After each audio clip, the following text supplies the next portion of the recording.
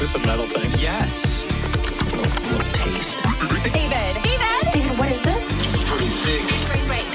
That's to kill a lot of people. Just tell me what you want me to fuck.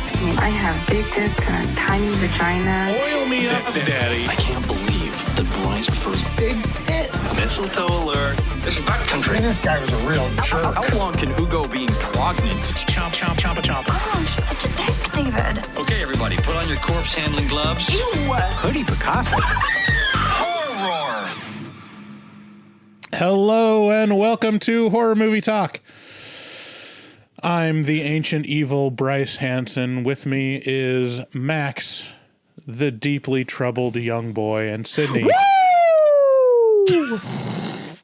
And Sydney, the girl meddling in power she doesn't understand. Every week we review a single horror movie. New theatrical releases get priority, but we always review older horror movies, both good and horrible. We also review Whatever. movies. Whatever. We don't always review also- horror movies, both good and Okay. All right. I've got about 300 episodes where I had said it right. So I'm just confused how you're still messing it up after all this time. make sure you rate, review, and subscribe on iTunes. Full video available on YouTube. Don't be a square. Be sure to share. Also, check out patreon.com/horrormovietalk for an astonishing amount of bonus content if you want access to it. If you want to creep out Sydney or give input on our review, go to horrormovietalk.com or call 682-253-4468 and leave us a voicemail. Yep. We got a great show today. We'll be reviewing Smile 2. That's Smile 2. It's the second Smile movie. The second one. We'll start out by giving a brief review and a score for the movie. We scored a scale of 1 to 10. After we give our score, we'll get into spoilers and take a deeper dive into what we liked and hated about the film. Later on, we'll be interviewing Brande Roderick, who has a new horror film out right now called Wineville. And then we will continue to creep out Sydney by checking our voicemails in a segment we call Horror Movie Whores. Or as it's slowly turning into Horror Movie Harass Sydney. Mm-hmm. Yeah. Yep. Which, like the occasional hit on me voicemail mixed in with a bunch of other ones, totally fine. But now it's like every single one we get. I mean, grow a thicker skin. You don't see me and Max complaining about people talking about our manholes. And it's true. So, honestly, you're let off pretty light, to be honest. Yeah, have you heard the things that they want to do to my manholes? Come on. I'm sorry about your manholes, Max. Smile 2 can be found in theaters right now. The Smile virus / demon from Smile is back and tormenting a young pop star named Sky Riley. Sky is a recovering addict attempting to relaunch her career with a world tour. While visiting her former dealer to score some painkillers for a back injury, she witnesses him commit suicide in front of her and, in turn, infect her with some kind of ancient evil. Adding to the pressures of fame, rehearsals, and recovery, she's beset by hallucinations of people with creepy smiles out to get her. This Smile demon concept that we were introduced to in the first Smile movie is like the love child of The Evil Dead and It Follows. And frankly, I'm a fan. This film is artistically made, delves deeply into themes of trauma and mental health in a unique and terrifying way. I couldn't help but think of the public mental breakdowns of celebrities, especially like Britney Spears, while watching this movie. It really gives perspective into the pressures of a job where hundreds of people are relying on you to perform. That and the inherent creepiness of parasocial relationships with fans that are obsessed with you. It made it hard to tell where the demon ended and where this pop star's surreal reality began. I thought Naomi Scott was great to watch as Sky. She has very expressive eyes and portrayed the terror and helplessness of her situation very well. Parker Finn, the writer and director of this and the previous film, is a talent to watch. I don't think I've been this excited about a writer-director since, Ari Aster. I can't wait to see what he comes up with outside of the franchise. I hope he doesn't stick in this lane for too much longer. He will. Didn't you hear that opening, that thing where the actress came on screen? Did you guys have that too, where she came on and was like, thank you for coming to watch the movie? Yeah. I thought it was She part called of the it movie. the Smile Universe. Well, You can't just make a sequel these days. You have to be building a universe. Well, exactly. I mean, that's a very Hollywood thing, though. That's not this director. I'm just saying, prepare for Smile 6, 7, and 8. Well, yeah. I mean, it's like, any film that's successful is going to have a universe, a cinematic universe around it. Like A Quiet Place. Can you think of like a movie that less needs a universe around it than A Quiet Place? No, that is like, I saw the first one and I was like, I don't need to see anything else. We could have just did this and it's fine. I didn't like it, but it's fine. Anyways, I really like this movie. And I found very little wrong with it. So I give it a 9 out of 10. Wow. Just saving the 10 out of 10 in my pocket for later, I guess. Saving it for Smile 3. Mm-hmm. Yeah. Yeah, I really enjoyed this movie. I thought it was way better than the first one. The first one just felt so like run of the mill to me. Like it didn't feel all that exciting. Like the whole premise is like people who smile are kind of creepy and then you die. I don't know. It was kind of boring to me. But this one was like not boring at all. It was really scary. I like screamed like a little girl in the theater, like multiple times. It was scary. And the cinematography just felt like very artsy and like unique. Lots of like just fun things going on. I laughed a few times. Like it was great. So I think the only thing that I didn't like about it was a little long. Like by the end, it was starting to drag a little bit, and I was almost gonna be like, man, this is really taking off a few points. But then like the ending was so good that I was like, it kind of earns it back. So Yeah. I'm gonna give it an 8 out of 10. Yeah. I also loved it. But I think I already told you guys this, but I will reveal it, and everyone don't get mad at me. I didn't see the first one. I did not see it. I didn't have time to see it before I went to go see this. And I got the gist. I understand the concept. Like it wasn't hard to follow. And once I saw the like opening sequence of this movie, I was like, wow, this is going to be amazing. Like the opening sequence was so good that I was like, yeah, this sets it up to be, it's going to be a great movie. It's really cinematic. Like it's really compelling. Like, I think it's an accurate representation of PTSD and, addiction and, maybe like a personality disorder or something. Like it really tackles like mental health in a very interesting and like accurate way. Even if this didn't have like a demon aspect to it, it would still be like a really good movie, like a woman's descent into madness or something. Like it is. I think it's just really, really, really good. It's really special. And there are parts that are really, really scary. Like I caught myself being like, Jesus, like clutching my pearls. Like there are some really good jump scares that actually will get you. I'm also going to give it a 9 out of 10. I don't know what, just like you said, Bryce, I don't know why I'm not giving it a 10. The length was kind of crazy because I just had to pee so bad. For like the last half hour that I was like rocking back and forth. But it was amazing. 9 out of 10. I was not expecting Smile 2 to be on par with like Long Legs and The Substance. And like the first Omen. I don't know how it did that. It's I don't really know why. good. I don't know why Smile 1 gets as much hate because honestly, I don't remember everything about it, but I remember that it was very similar to this, like in terms of like the practical effects, the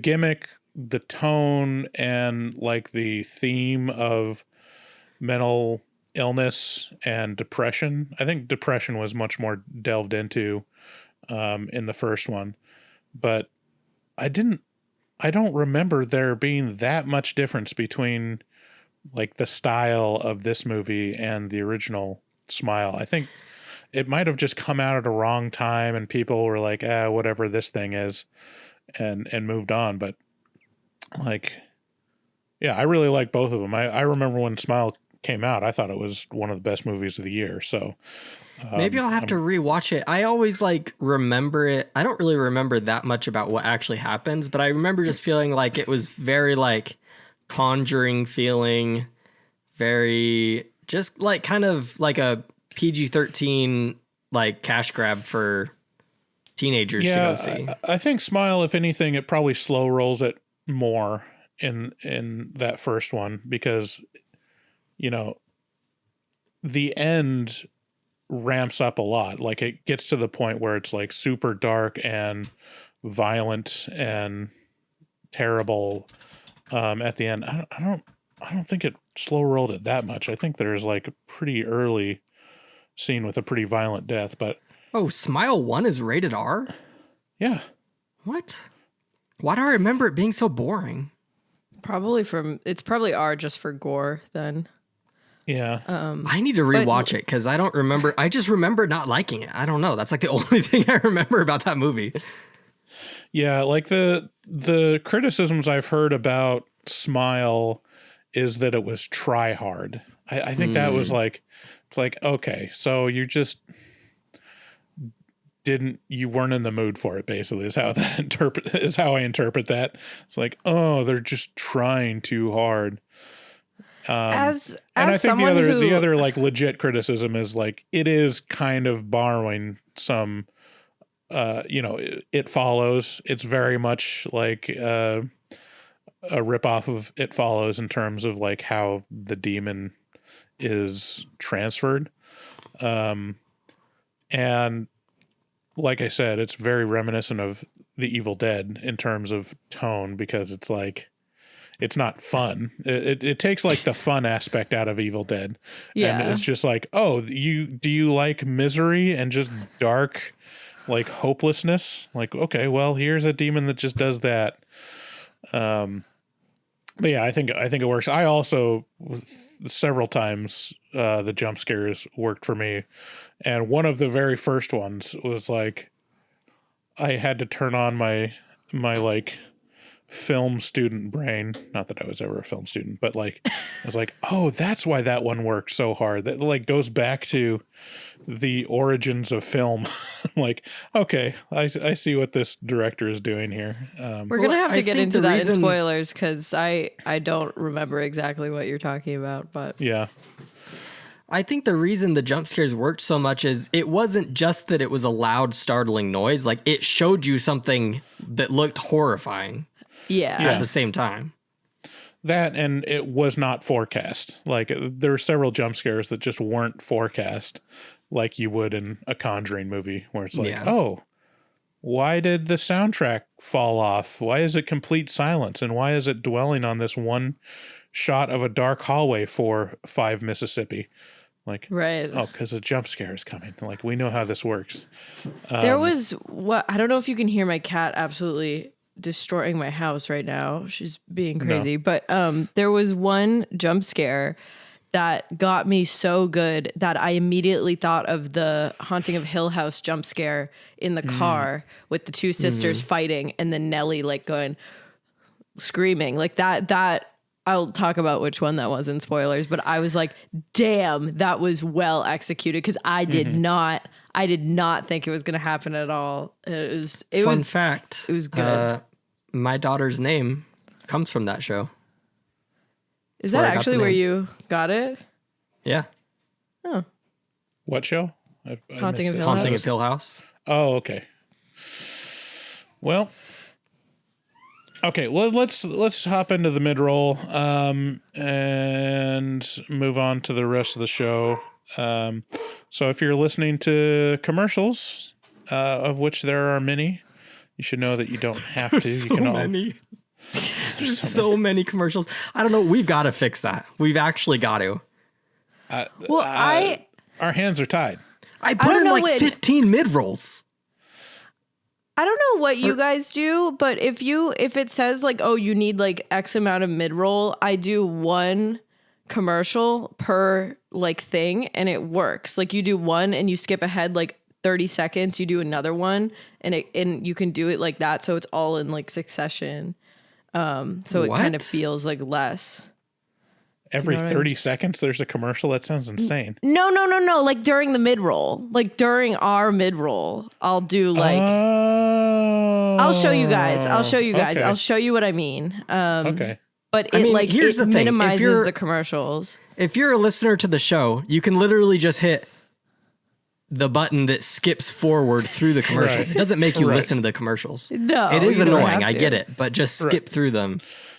I'm sorry, folks. It's how podcasts work. You know, Yeah. we don't make much money off of this. And honestly, we don't make money off of the commercials very much.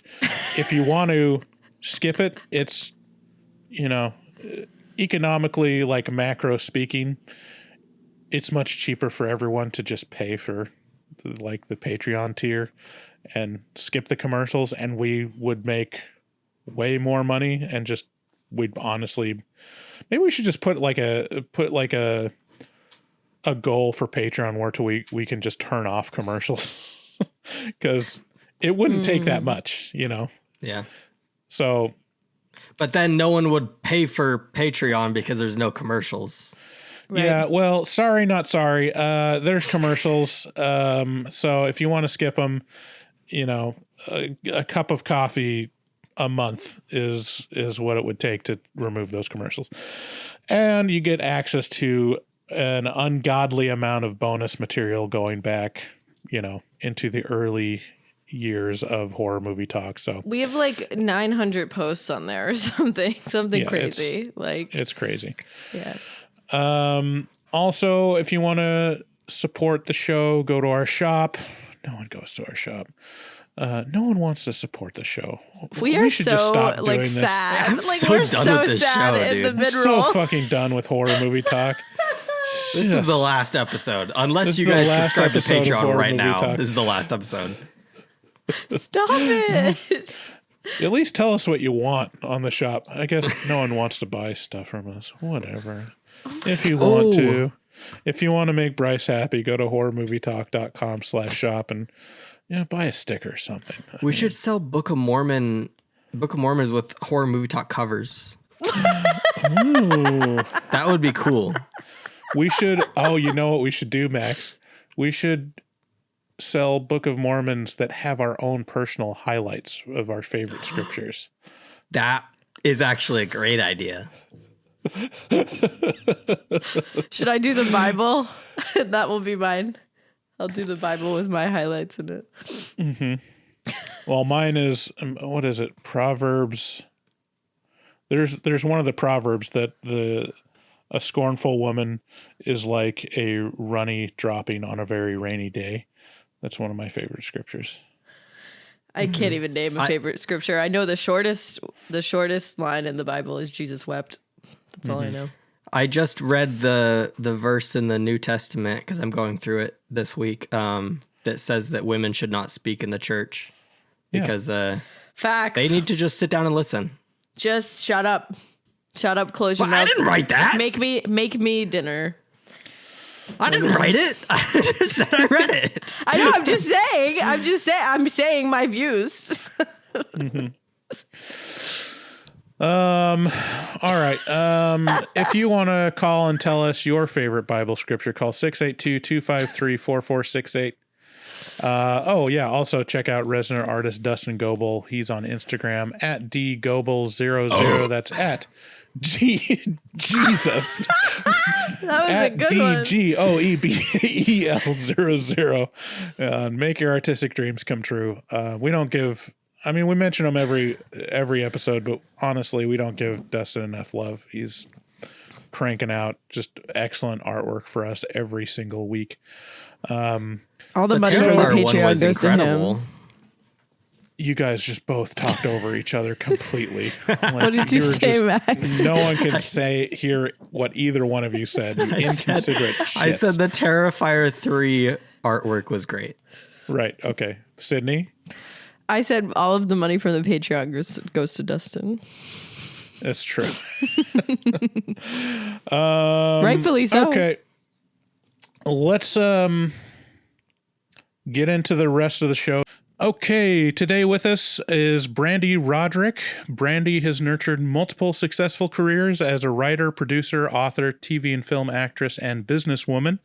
You might recognize her from the TV series Baywatch, the film Starsky and Hutch, or her multiple appearances on The Celebrity Apprentice. Her ventures into horror/thriller genre films include her co-starring role in Dimension Films' Dracula 2 Ascension, which I believe is a sequel to Dracula 2000, and Snoop Dogg's Hood of Horror. She has now produced and directed Wineville, a psychological slasher set at a wine vineyard. I watched it yesterday. I enjoyed it. It's a good film for its budget. I think like that's what it comes down to with B movie horror movies. I really liked it. What was your what made you want to create your own horror movie? Well, first of all, hello everybody, and thank you so much for having me. It kind of started actually during COVID when there was, no work, right? We couldn't work, or there was limited work. So you had to wait for the certain, sanctions to be released and whatnot. But so I decided that, I got to create my own work. And for me, the horror genre is something that I know very well because I grew up in a psychotic, crazy, demented household. Okay. My parents were very much into Halloween, very much into horror. I mean, I watched The Exorcist at 6 years old with my mother. Oh, Jesus. You're one of those. Instead of having pretty princess birthday parties with Rainbow Bride and all that stuff, I was having camp out sleepovers and watching Sleepaway Camp. And my dad would scare all the kids, running around with a knife, and they would call their parents and have to be sent home. So I had some really crazy, nutty stuff happen growing up. But so we were just really into horror films, into Halloween, the whole thing. So that's a genre I know very well. And also I had called a producer friend of mine and I said, because my business sense is also kicking in, what type of movie can I make that will actually have a return on investment? And he said horror films at the time, are the easiest sell. So we're genre films. So that's kind of how it all started. Definitely. Yeah. I mean, it's the return on investment with horror movies is very good. And it's very apparent when you look in the theaters that pretty much the only thing getting made right now is either cinematic universe movies with superheroes or horror movies. That's pretty much the only genre where there's auteurs left. Yeah, it's too hard, with drama, right? Because that's a tough one. And then comedy doesn't necessarily resonate through all the different countries. Everybody's humor is a little different. So yeah, that was the way to go. So I have, I didn't get to watch Wineville this week. I'll probably try to watch it maybe this weekend. I have a little baby, and so my schedule is crazy right now. But could someone give me a synopsis of what it's about? Well, it's based in 1978, and my character Tess ran away from home at a very young age, at 15, because there were some really horrific horrible things that were happening. So she ran away, but then she gets a call later in life, and she now has a 12-year-old son that her father had passed away, and she has to come back to the family vineyard to take care of and settle things. But when she gets back, things have completely festered, got worse, darkened, and now some really horrific things are happening. And not only does she now have to escape herself, she has to now do everything in her power to help save her 12-year-old son to get the hell out of there. And it's not your typical slasher movie. Granted, there is a lot of gore, but it's really plot driven, story driven. And the thing that I wanted to do was create lots of plot twists.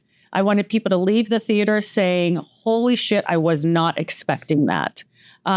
So I don't just do that once, I do that 3 different times where people are just not expecting certain things. And for me, as a viewer, I'm always wanting to figure out who's the killer, what's happening. And I always kind of figure it out. I didn't want people to be able to figure it out. I wanted them to be stunned. And for me, that was really important. And creating characters where you can actually see the development of the people and why they are the way they are. Why are they so screwed up? So we go into that and their backstory, what really created these monsters. No, yeah, that's why I described it as a psychological slasher, because it leans much more heavy into the drama / trauma of Tess's past than it does into the slasher gore stuff. Although, like, the slasher gore stuff is legit. There's some really impressive scenes with practical effects. Was there any digital effects in this? I mean, very little. So that was very important to me because, again, as a horror fan, I know how important practical effects are. And I was lucky enough because I worked with Vincent Guastini on Hood of Horror 17, 20 years ago, however long it was, and stayed friends with him all this time. And now he's like huge, right? He does all the huge blockbuster films. So I was lucky enough to have him in my independent film do all my special effects, all my practical effects. So that's why they look so good. They look like a top-notch blockbuster. Yeah, they look fantastic. Like, I was like, you just don't see that level of quality in, you know, a Hollywood, mainstream movie. The other thing, again, Art Camacho did all of my stunt coordination for that amazing fight scene. And in independent films, you don't see fight scenes like that. Again, I had someone that I knew for many years that came on that's doing huge blockbuster films to come and choreograph my fight scene. So I've been very lucky and blessed that I had a lot of top-notch blockbuster people working on my indie film. Yeah. So it helped a lot. So so it's available to rent on like all the platforms where you can rent. Did it have any kind of limited theatrical release? Yes. Yeah, we did. Which was fun. I mean, it's so much more fun, right? To see it in the theater and get everyone's reaction. Like, that was awesome. I got to go to we had a couple premieres, and then I got to sneak into a couple of theaters. I just loved hearing and seeing everyone's reactions. Like, that part was fun. So what was this your first movie, feature film that you directed yourself? Is that correct? Correct. Okay. So what was your favorite and or least favorite part of directing?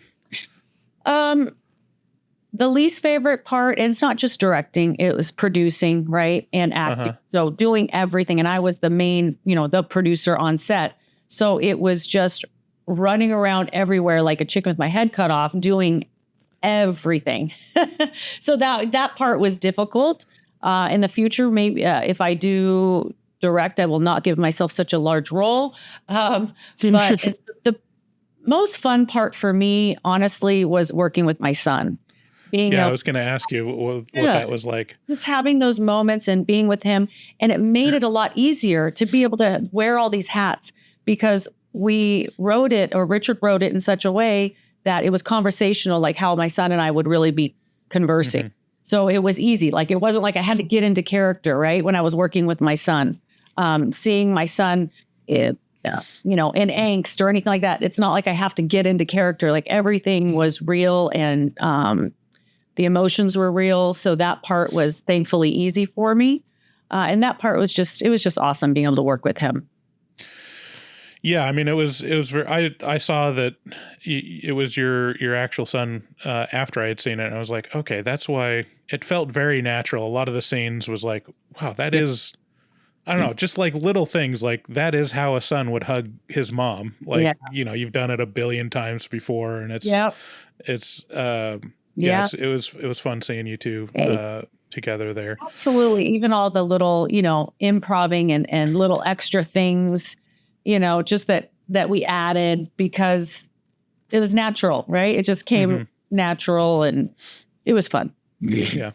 So I don't want to jump too far ahead because, you know, this is the movie that you're focusing on right now, but are you planning on directing some movies in the future? Well, I definitely will be producing films in the future. But if I want to continue acting, I think I would rather, because I will for sure produce, possibly, you know, hire a director. Okay. But there will be some projects where I will direct and step back and not do any acting in. But I have a couple, a series in the works right now, as well as another independent film. And I wanted to kind of move over to comedy. I was like thinking, oh gosh, you know, we got to lighten things up. Everything's so dark in the world. But all my stories and my outlines are all just so crazy and demented. My mind just goes there. I just have all these great sick stories that I think people would love to hear.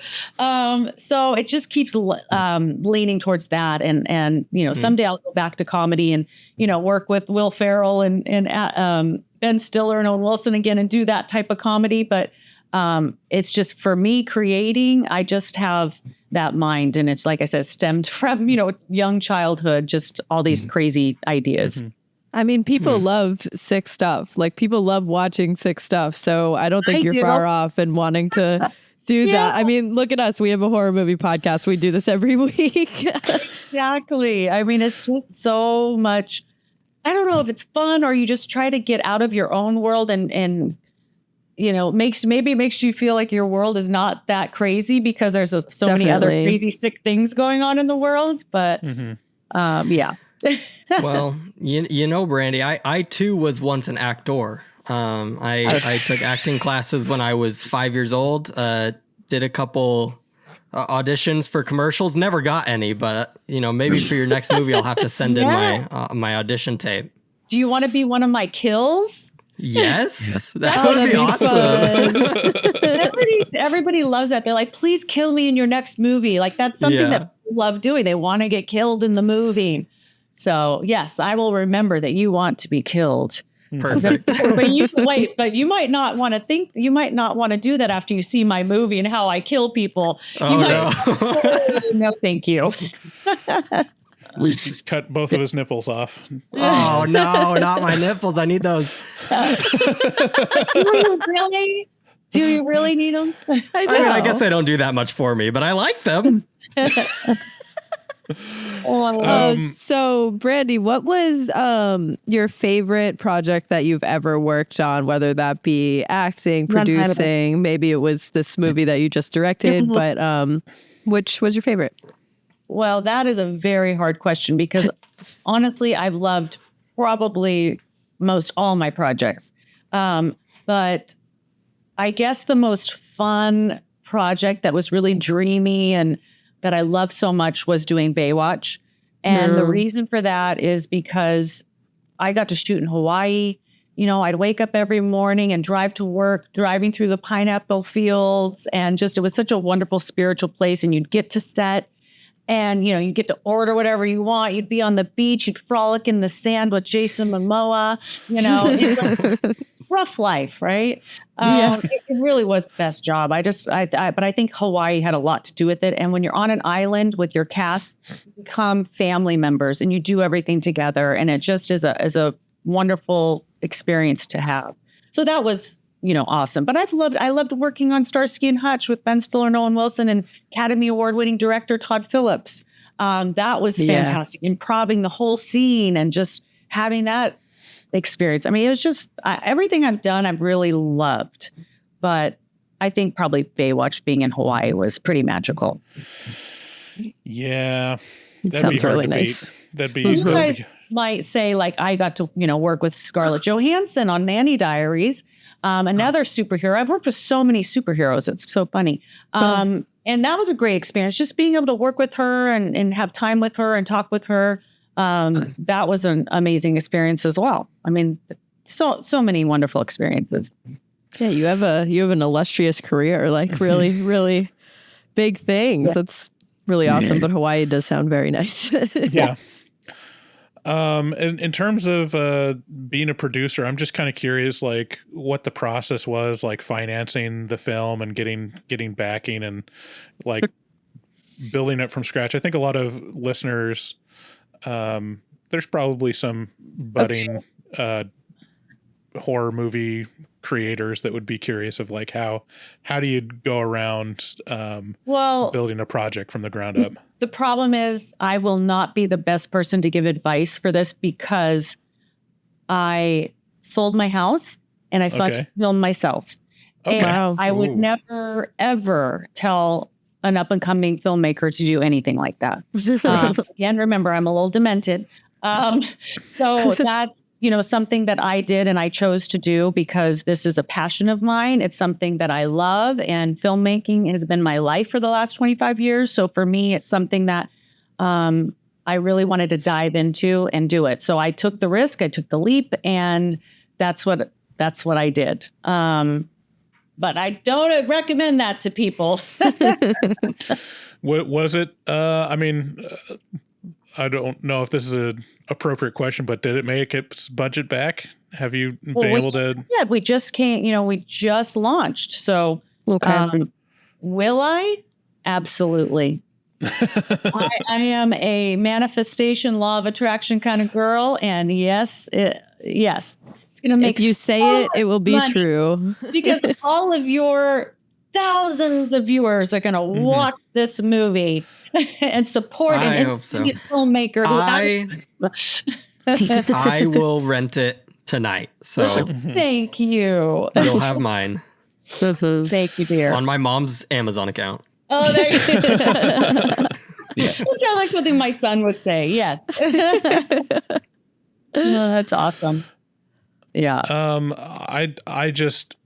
I have one last question, and Sydney and Max might have other questions, but I just have to ask you, since we're, weeks away from an election, what was Donald Trump like on The Apprentice? Like, what was your impressions of him as an actual person, not as like the icon of politics or whatever? Yeah.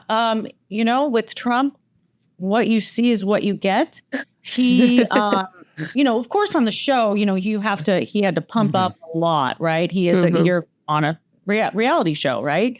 But honestly, like he was a person who didn't sugarcoat things. He didn't, fake things, for the camera, so to speak.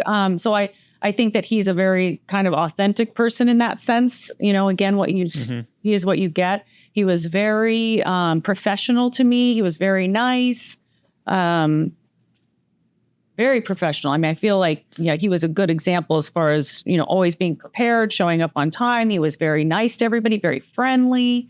So I had a great experience with him as a person for sure. Yeah. That's kind of what I've heard from other like people that have interviewed that were on Apprentice, where it's just like, you've seen him, like that's who he is. It's not an act. That's the guy.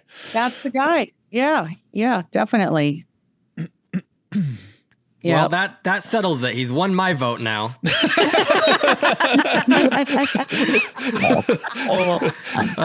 Just kidding. Cut that. Don't. Official endorsement from Horror Movie Talk. Wow, Max. Right after that. So you have to vote for him now. Yeah. We've gotten so many.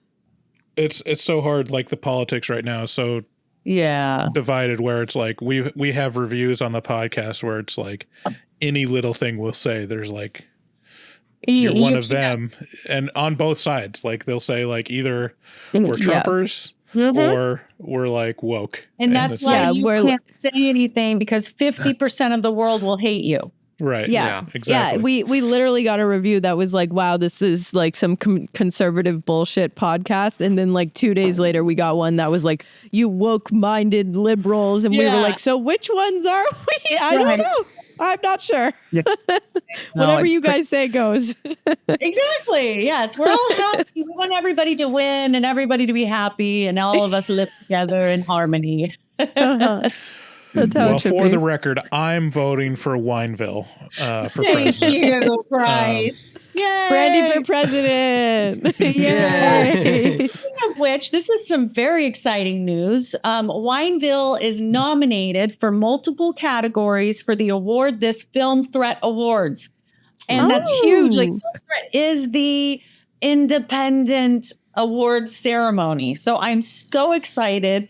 They just told me that, and I don't know which ones were nominated for, but he said multiple awards. So I'm so excited. So that's really exciting. I don't know who votes, but watch for that. They'll have it, air somewhere. So Film Threat award this awards. Well, congratulations. That's Thank you. awesome. Nice. Well, everyone, I'll just tell our listeners, like, everyone should check it out, support independent film and creators in the horror genre. Thank you so much, Brande, for coming on, answering our questions, and wish you success, and wish success for Wineville. And if you do more horror films from your demented ideas sack, you're more than welcome to come back. It was a pleasure. Thank you guys. I really appreciate you. You guys have a great rest of your weekend. Yeah, you too. Thank you. Bye. Bye. Bye. Thank you all for listening. Let's get into spoilers.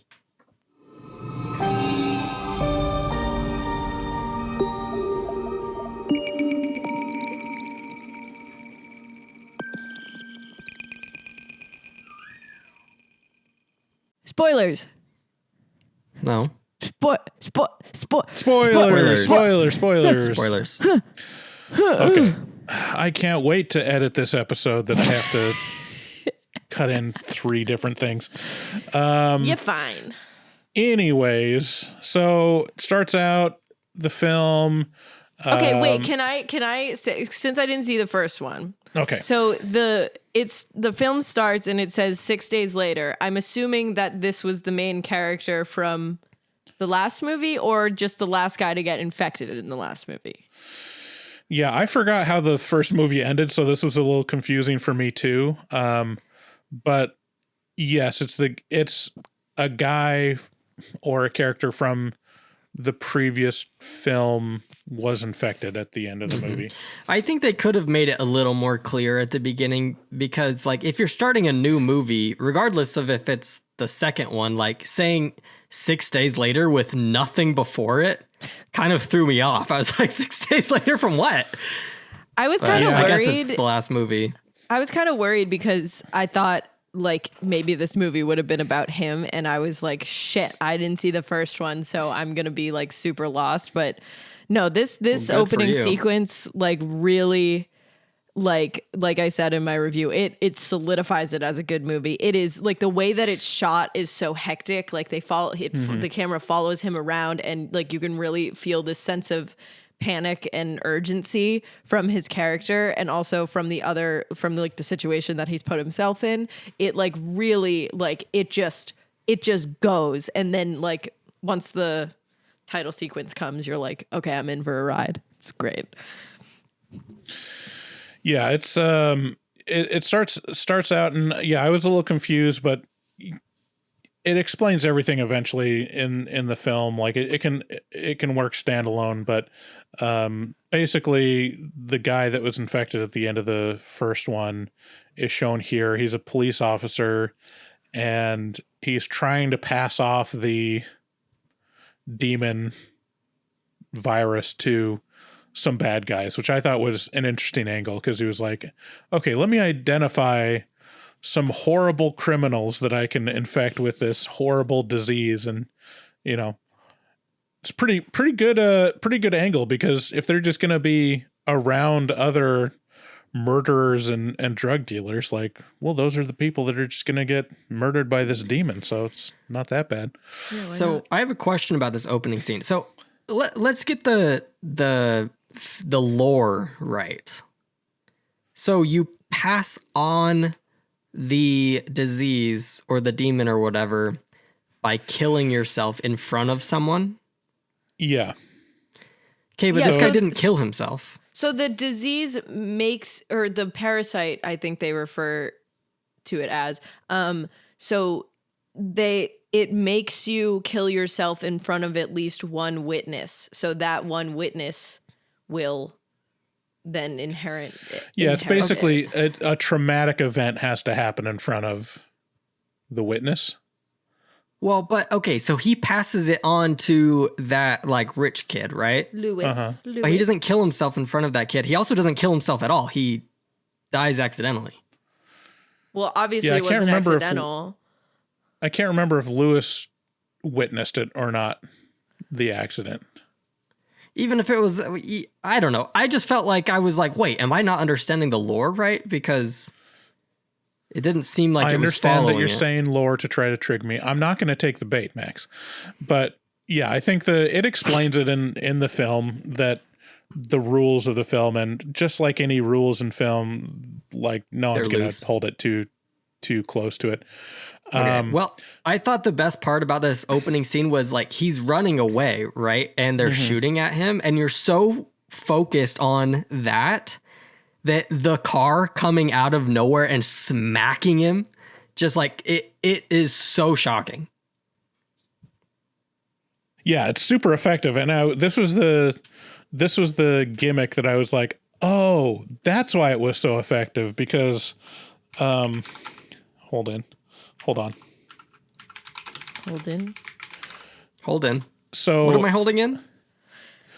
So like the fact, usually with this gimmick where it's like, oh, the sudden car crash, it's camera off screen, or like car off screen, slams into someone and like shoves them off the other side of the screen. You've seen it in a billion movies, like Mean Girls uses it. Insidious 3. Insidious 3. This one actually The made First me Omen. jump because of the choice of it's coming towards the camera, because it's angled, like it's not from the side, like coming directly perpendicular. It's coming angled towards the camera. And, you know, for film nerds, one of the very first films ever shown in theaters The train. was the train. And people coming got into the so station. scared because they thought the train was going to come out of the screen and kill them. Yeah. Whoa. They were frightened.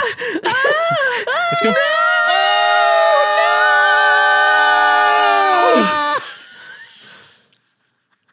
Those stupid idiots.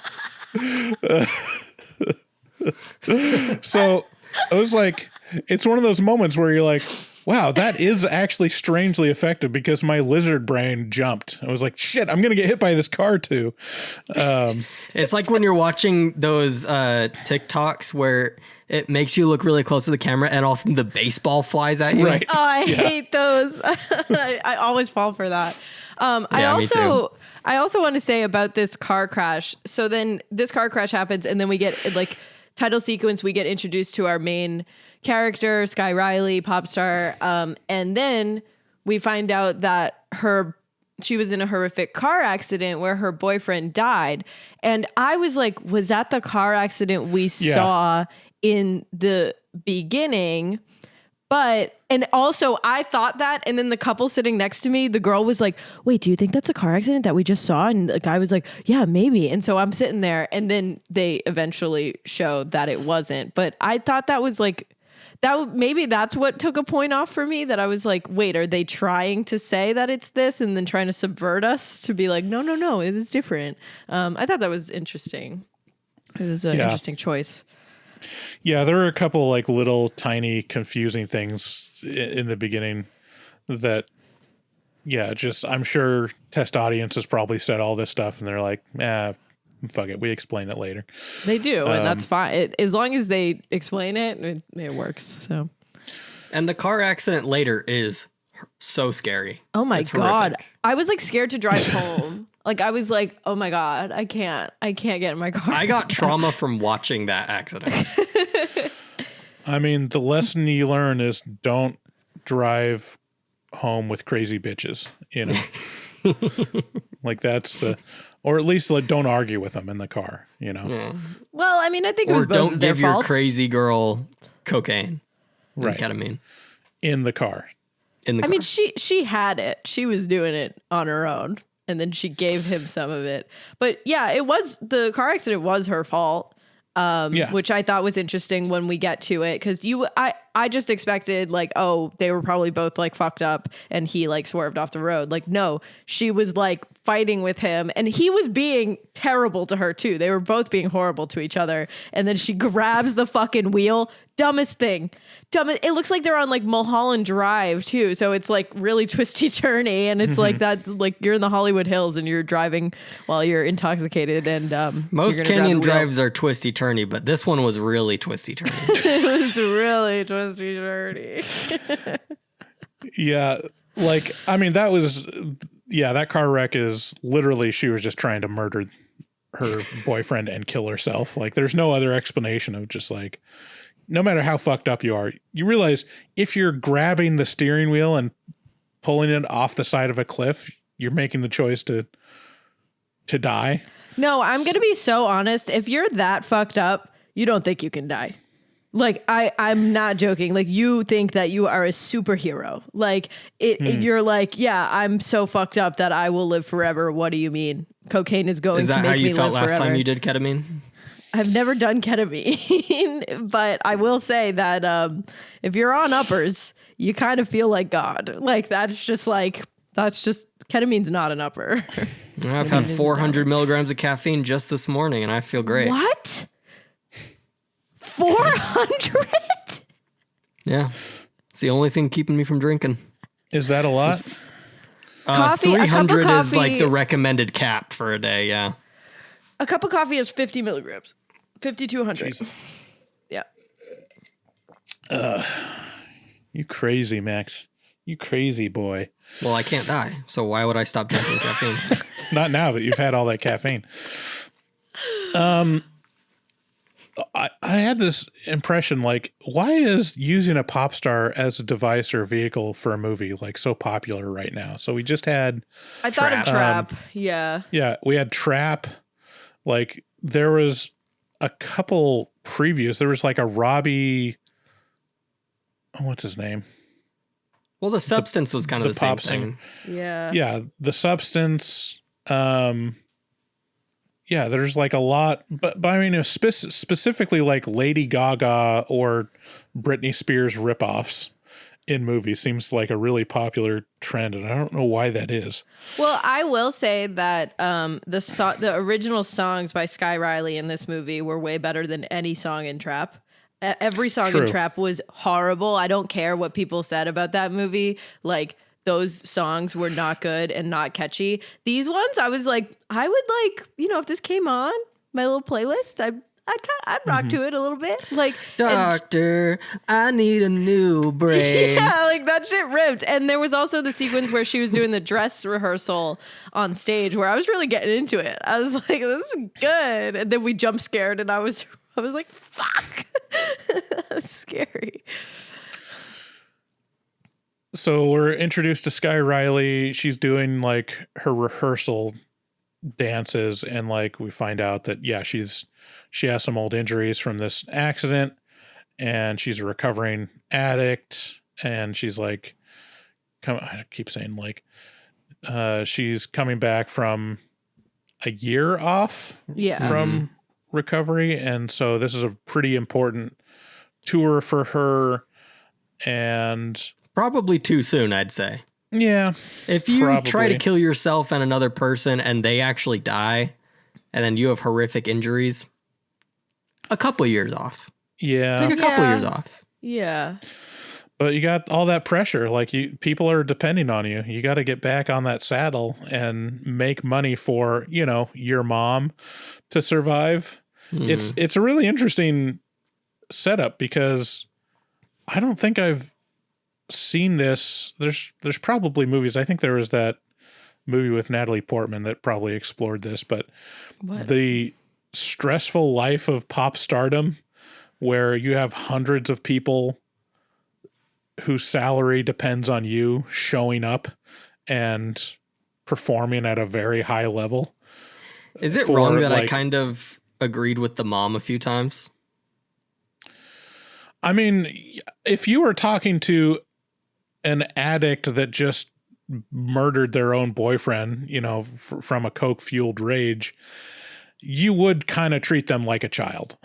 And she's like, she kind of deserves to be treated like a child due to circumstances. But, you know, there's a lot of gaslighting mixed in there too. Well, her mom is kind of painted to be a bad guy and like putting way too much pressure on her, which she does in like some of the scenes. But like a few of the scenes, I was like, she's kind of right. Like, you did agree to do this, and there are a ton of people who need you to do this because you said you would. So like maybe I definitely agree that she came back too early but like we also don't know what happened within this year. It seems like she was probably just recovering from injuries and like working with therapists through like her addiction problems. But like she actually has mental issues, like not like she got PTSD from this car accident, but like she has like bipolar or BPD. Like that is very evident in the movie. And she's not like, it is not set up that she's on medication. Like, I don't think that any of this is being like that aspect of her mental is being dealt with. And so I think that also contributes to like, I don't know, like her not being ready to do this and her mom pushing her too hard. Like she doesn't have some sort of diagnosis that she needs. And like she says it like before she even knows that she's infected with the smile demon thing. Like she says to people, she says to her mom, she's like, you have no idea what it's like to live in my brain. Like, I feel like I am like just watching all of this horrible shit happen and I'm stuck in here. Like, that is like classic BPD. Like, that is like, and it's really sad because no one is actually listening to her because they're like, well, you're just a fucking addict and you need to just fucking ramp it. You just need to fucking do what you need to do. And it's really unfair because then she'll lash out and she'll like look crazy and like she's not trying to. I really empathized with her. It was really sad. Like I felt really bad for her. Like she does do wrong things, but like she also like just doesn't have the help that she needs and she is being pushed too far. Yeah, I mean I think what it comes down to is it's very believable because you know, from the perspectives of the mother manager and people around her, she's just having a real hard time, you know, and she just needs to be told to suck it up and move on. From her perspective, she's like hallucinating and seeing horrific things portrayed in front of her face all the time, which is literally just going insane. This is a lesson for people that are going insane. Tell people you're going insane. Yeah. Tell people you're seeing things and people are attacking you all the time that aren't real. And then maybe your manager will say like, oh, well, in that case, maybe we can say that you have a terrible stomach virus and couldn't make it, you know. And why is it always the mom that wants to be the manager? Can moms just like not be their children's manager?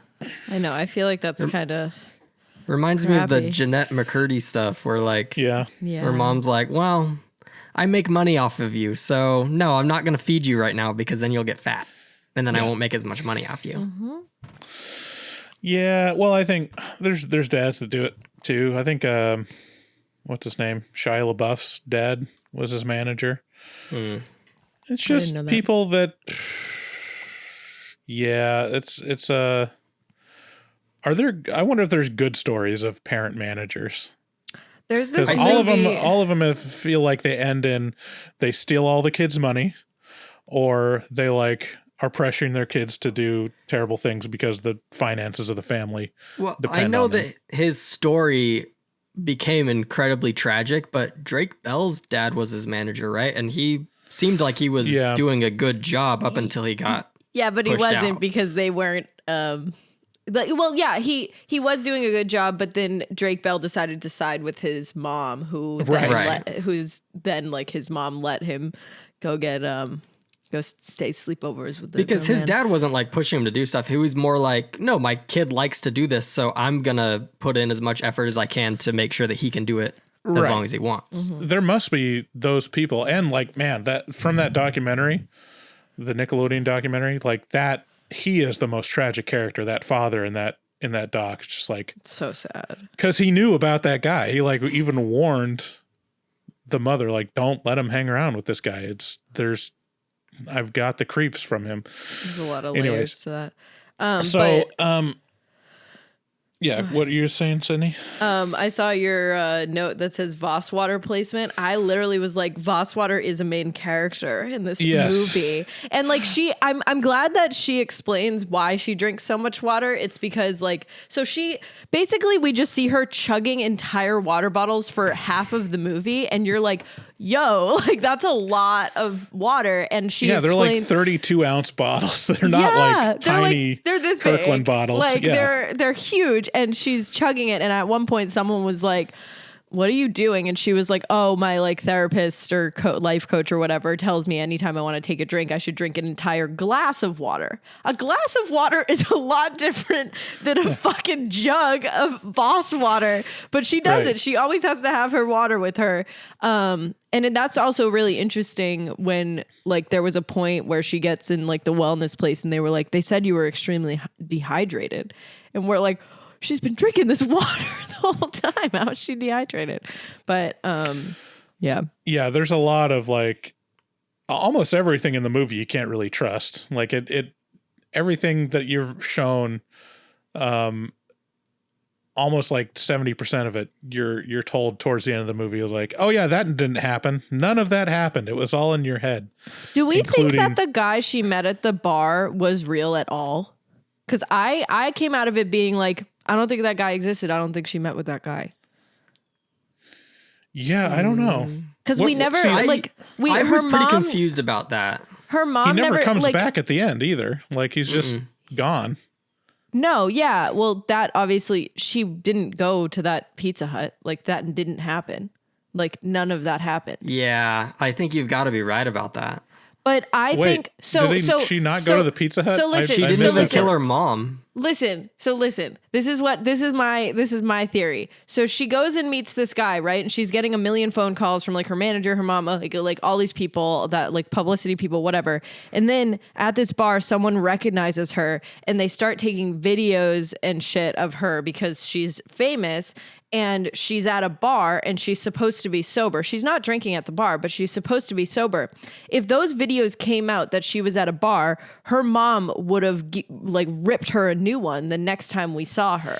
And so I was like, I don't think that she was there. Like once we got to the end, that's what I thought. But no, she never killed her mom. She never gets in the car because Gemma was never there. And she never gets to that Pizza Hut because at the end, she's just at her show, which was the next day. Like, she doesn't go there. It doesn't happen. Yeah, how does it transit? I forgot, like, how it transitions between her being in the Pizza Hut to her performing. Like, what was the transition there?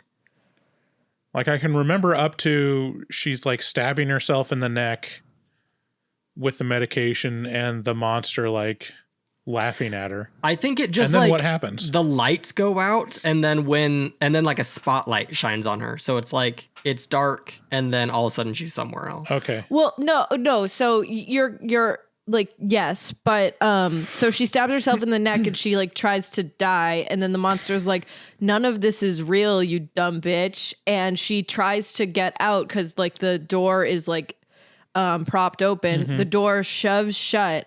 And she's like, you're trapped in here or something. The monster's like, you're trapped in here. Or she says something along those lines.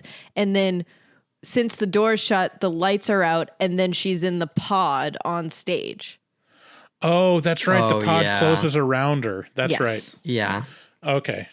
So, well, let's back up and let's talk about the scene where Sydney meets Ronald. I mean, where Sky meets that crazy fan. Yeah. Well, first we got to talk about the initial transfer, because we haven't even talked about Kyle Gallner smashing his face in with a 35-pound weight, which is that's true, pretty effective. They put it in the trailer, but man, they did not shy away from showing you a completely demolished face. And it was his, really good. Very effective. His jaw fucking falls off onto the floor. So yeah, that's where she's traumatized. And it's a great setup because she can't say that she was at her drug dealer's apartment, you know? I just watched. Yeah, but you can. I just watched. I just watched I Know What You Did Last Summer, which is also like a very believable situation where you're like, okay, you got immature teens that accidentally ran over a guy.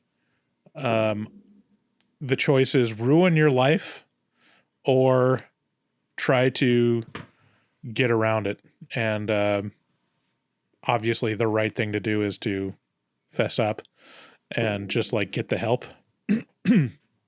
But stupid people are stupid and they want to protect themselves. So that's what happened here. So yeah, then it goes into Sky being a pop star, and she has this signing event, this backstage event where she meets with fans and, you know, has a little conversation with them and then signs stuff and then gets a picture taken. Which are very common. Have you guys ever done one of these? Have you ever gone to like a con and paid to talk to someone for 2 minutes and then get something signed? No, so I went to Warped Tour like multiple years in a row as a teenager, and they kind of just have that situation all around for free. Like you don't have to pay extra money. You just stand in a line and then you get to meet the band, take a picture. It's fun. Who'd you meet? Who was the most memorable? I met Falling in Reverse back when I thought they were cool, and then now I realize they're really cringe. I met Beartooth. I love Beartooth, dude. That first album changed my life. I met who else? Oh, I met Memphis Mayfire, freaking Pierce the Veil. Pierce the Veil. Yeah. That's Our crazy. Last Night. Yeah, I met hella people. I love Pierce the Veil.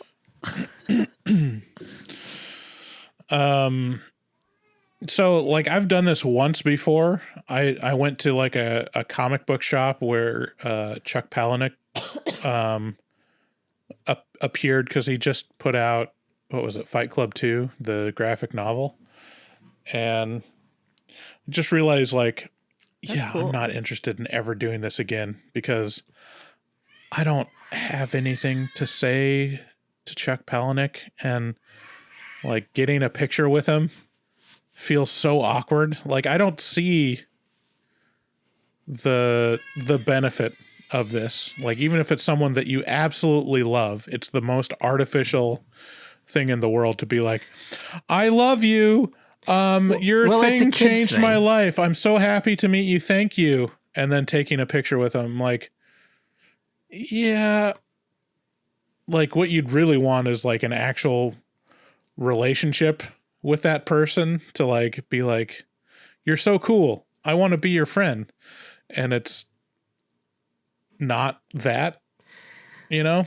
I just think it's a kid's thing. Like when you're a teenager or a kid, like you like idolize these people, and then you get older and you realize, oh, they're just people and I don't need to tell them that I love them. Right. It doesn't fulfill me in any way. So like if I ever met a celebrity now, like I don't think I would like actually fangirl over anyone. Like if I got the chance to like meet Lana Del Rey, I'd be like, your music is awesome and I listen to you almost every day and that's cool. But I wouldn't be like, ugh. It's just not like, what am I going to say? Like if I like ran into Ben Affleck on the streets of Boston, I'd be like, wow, that was cool. But like, I think, you know, what I've been wanting to do for so long, and I hope one day I have the opportunity to do this, is I want to bump into someone famous and then just be like, oh, hey, first name. And then like turn away and like act like it's not a big deal. And I want them to be thinking in their mind for the rest of their life, did I know that guy? Because he just called me by my first name. It's like, oh, hey, dude. Oh, it's good to see you. They're like, Yeah, like have you seen that Yeah. video where the guy's walking and then all of a sudden he turns his camera around and Josh Hutcherson is there and he's like, Josh? And Josh is like, hey. And like it's just like he doesn't know him, but calling him Josh is funny because that is funny. No, I think that's super common for celebrities. I think that's like way more common than you realize. Really? Like, yeah. Because like there's I think there's a lot of chill people that are like, yeah, I don't have to stop them on their day or while they're walking and tell them like, hey, I recognize who you are from the thing that I saw you in. It's just like, oh, hey, Leo. You know, just keep walking. When my dad lived in New York City, he like ran into a lot of celebrities. Like he would just be out at a restaurant and like would see someone. But there was one time where he was at a restaurant and you know the Food Network chef Alex Guarnaschelli? You know that No. woman? Okay, well, we watched a lot of Food Network growing up. And so my dad was like fangirling over this, which is so funny. And so he's trying to sneak a picture of her. She walks over to their table and she goes, you know, you could ask. It's kind of rude to do that. And my dad was like, I'm so sorry. Like, I'm so sorry. I'm just like a big fan. I'm like a big fan. And it was like the funniest story ever. And there was one time they were at a restaurant and he was like obsessed with Naomi Watts, like obsessed with Naomi Watts. And Naomi Watts was in the restaurant and he wouldn't stop staring at her. And my stepmom was like, you want to go over there and have a shot with her or something? Like what you want to try to chat her up or something? My dad was like, stop. Like she was like, I'll get her over here. Don't even worry about it. I'll get her over here. Okay, I'm gonna go grab my baby. Can you hear her screaming? Yes. Okay, I'm gonna bring her in. You guys keep talking. Okay. Yeah, like for me, from that one experience, I'm like, yeah, I have zero interest in doing this in the future. Like I get nothing. I only feel awkward. Like I only feel like this is not a win for me at all. I mean, maybe getting a signature, but then again, it's like, what am I gonna do with this? I mean, I have a signed thing from Art, the actor who plays Art the Clown, but it was a gift. Like I didn't like meet him. Like Right. I like was given that. And I was like, oh, this is sick. Like this is really cool. But I don't know if I met him, I'd be like, good job, good stuff. But it's a huge, man. it's a huge part of like genre fandom is going to these cons and these actors that kind of have a cult following or the shows that have a cult following. These actors can go to these cons and just charge $35-$50 for people to meet them for 30 seconds and get a signature. And it's weird. It's just a weird economy around celebrity. And, you know, it's especially rampant with horror. And I'm sure a lot of our listeners like have gone to sign-in events and met people and said that they're cool. And like, I get it. Like, I'm not ragging on that at all. But for me, I'm like, this just feels too awkward. And it just feels like a weird transaction, especially when you're paying for it. If you're like paying $35 to walk up to someone's table and awkwardly meet them. And like, I only see it from their perspective of like, I guess I can make, you know, a couple $1,000, $10,000 by making an appearance and just being there and talking with strangers for an hour, which is a weird thing. Can you imagine like, hey, Max, I just need you to go into this conference center at this table with a drape behind you and talk to complete strangers about horror movie talk for 5 hours and you'll get several $1,000s. I would do it. I would do that. Hands down. I think we should get a booth at a HorrorCon. That would be fun. That would be a fun little thing. That would be a fun little thing, Bryce. It would. That would be horrifying. I would hate it. I would be a little And scared I wouldn't want to do it. personally if I was there. I think both scenarios where number one, no one would care or stop or like talk to you is horrifying. We and have then the other scenario fans. We have where it's all fans. complete strangers that want to come and talk to you to verify their parasocial relationship with you also sounds horrifying. Like, yeah, I don't know. It's weird. It creeps me out. So anyways, Yeah, should we get back into it?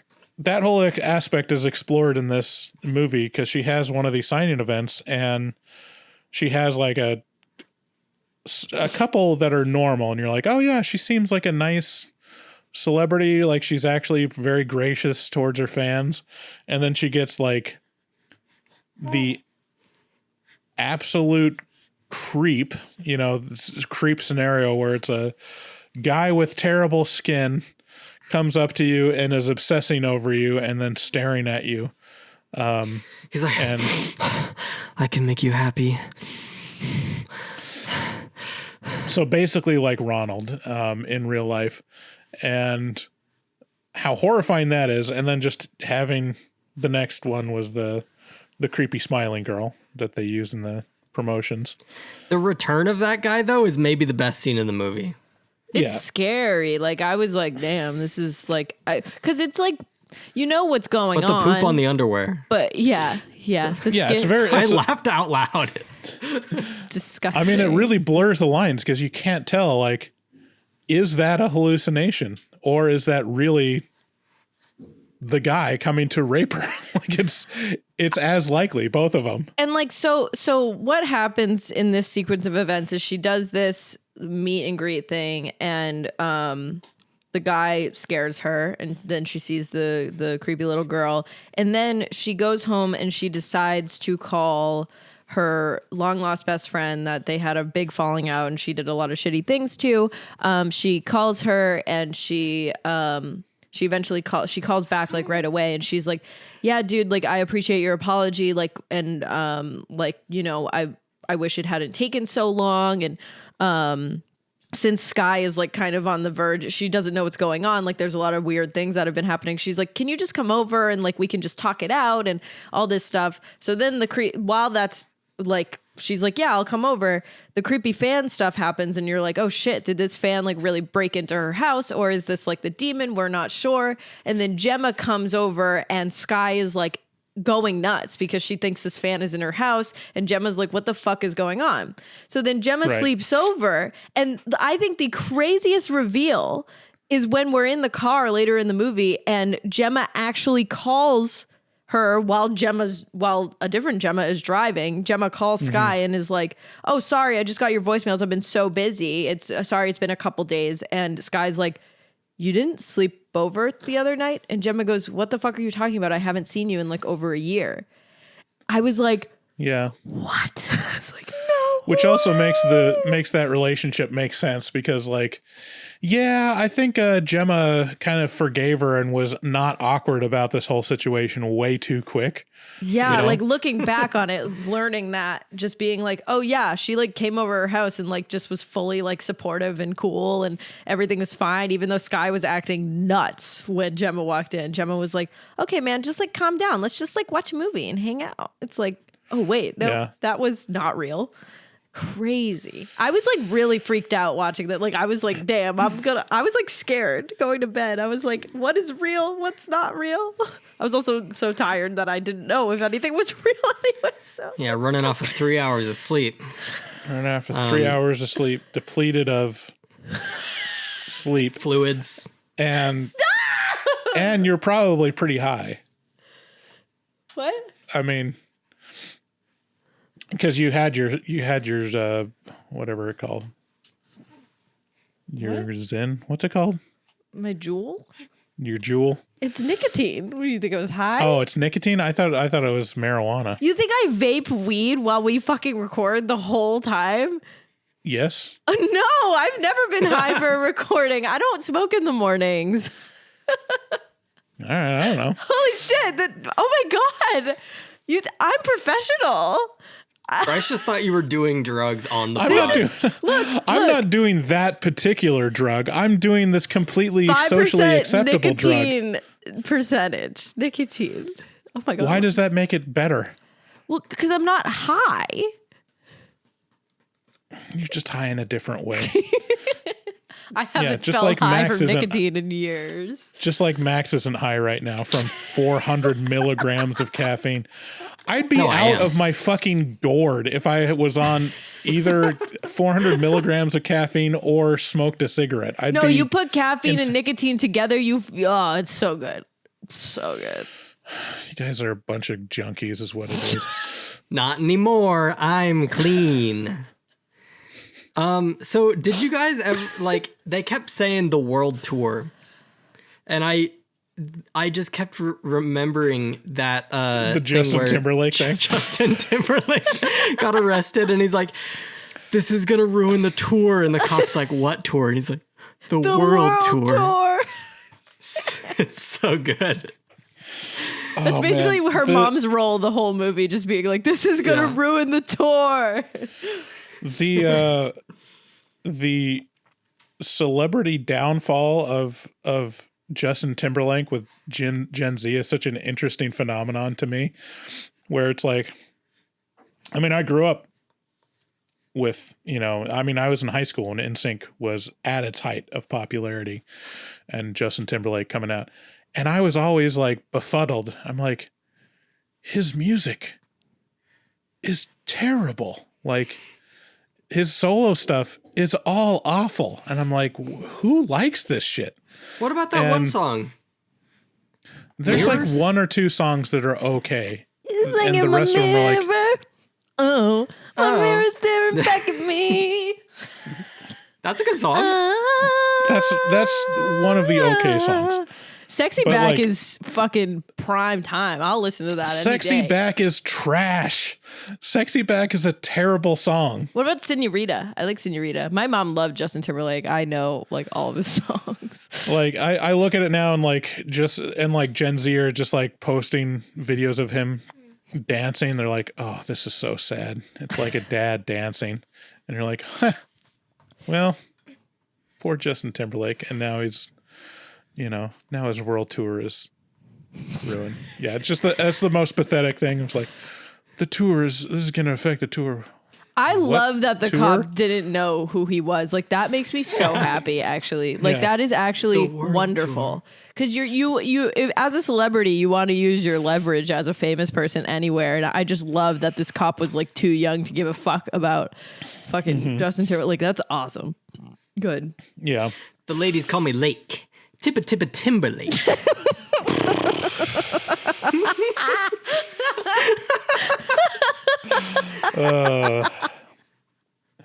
Yeah. I mean, that's the thing. Like, yeah, Justin Timberlake has always been pretty cringe for me. Yeah. I've like always respected him as a singer. Like he's great and in sync, and like has chops. But it's one of those people that has chops and just does not, for the life of him, know how to use them. He also treated Britney Spears like absolute shit, and he pulled Janet Jackson's boob out at the Grammys. So Oh, I forgot about that. Yeah, like Why It did he wasn't the do Grammys. that? It was the Super Bowl halftime show. You guys don't know anything I don't about know shit, pop culture whatever. history.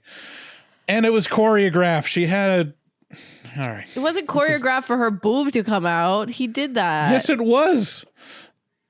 You think her costume had a tearaway panel that was not planned on before?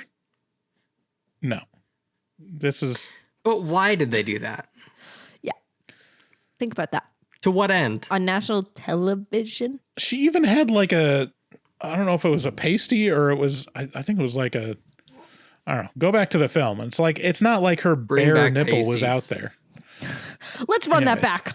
Let's run back to film. Let's run back to film. It's insane. Were okay, we talking can about I- Smile 2 or what? So anyways, Can I back to Smile 2. Can I talk about the jump scare that got me the most in this? Sure. It's when she's texting the guy that she may or may not have met at the bar, who may or may not have been real, who wants to may or may not help her destroy this parasite. And he's like, here's a video. This is before she meets him, I think. He's like, here's a video Lewis took or posted like 3 days before he died. And it's like a video, and like you think while you're watching this video that you're going to see something on it. Like he's zooming in on a dark corner in his hotel or in his apartment. Like he is very obviously tweaking out. Like he's super, super afraid of something, zooming in on something.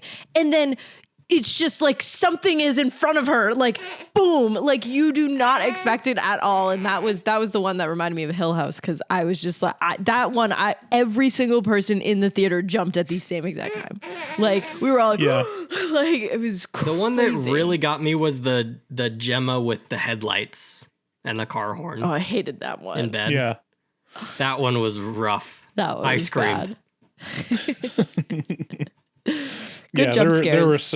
There were several really good jump scares in this. Okay, and then so she goes to this charity event. Like one of the plot points is like this supporter or financer of her tour invites her to this charity event. She doesn't want to go, but she's kind of forced into it. And then she sees the boyfriend that she killed, basically, which is played by Ray Nicholson. You don't need a paternity test there. Yeah. We know who his dad looks is. exactly like his father, Jack Nicholson. Yeah. And he's got like the creepy Nicholson smile as he's walking up to her. That's a gift so from funny. God, that smile. Yeah. I know. I find it so funny how front and center this guy has been on like the promotional tour of this film and how little he's actually in it. He's not significant at all in the movie other than like this bit part, but they're like, hey, this guy looks like Jack Nicholson. Let's put him in front of everyone. Like it's crazy. Like they're being interviewed on Good Morning America, and it has the lead, like the director, the producer, and Ray Nicholson. You're like, okay. What was it like when you filmed your one day of filming? Hold on, I'll be back. She's tweaking. She's stimming. He has like Give her some caffeine.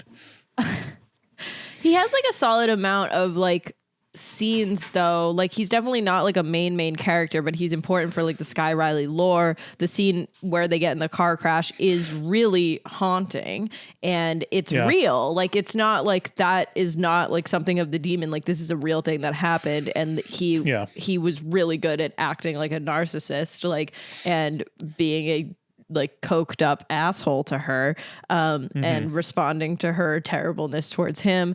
The scene at the charity event is so good because he does a really good job, but I think like Sky Riley, like she kills it. That's one of her best acting scenes in the movie because she mistakenly smears her lipstick. No one tells her to fix it. So once she gets on stage, she already looks crazy.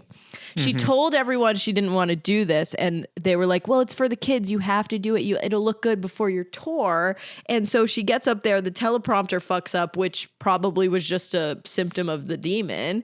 And she just looks insane. And then it's like introducing whatever his name was, Paul Hudson. And when he walks up, she's like, is this a joke? Is this a joke? Everyone's filming her. Like that really like hammered home, like, okay, descent into madness begun. Like, here we go. I mean, especially she says the name of her boyfriend, and everyone's shocked because everyone knows that's the tragedy that happened, and he's dead, you know? Right.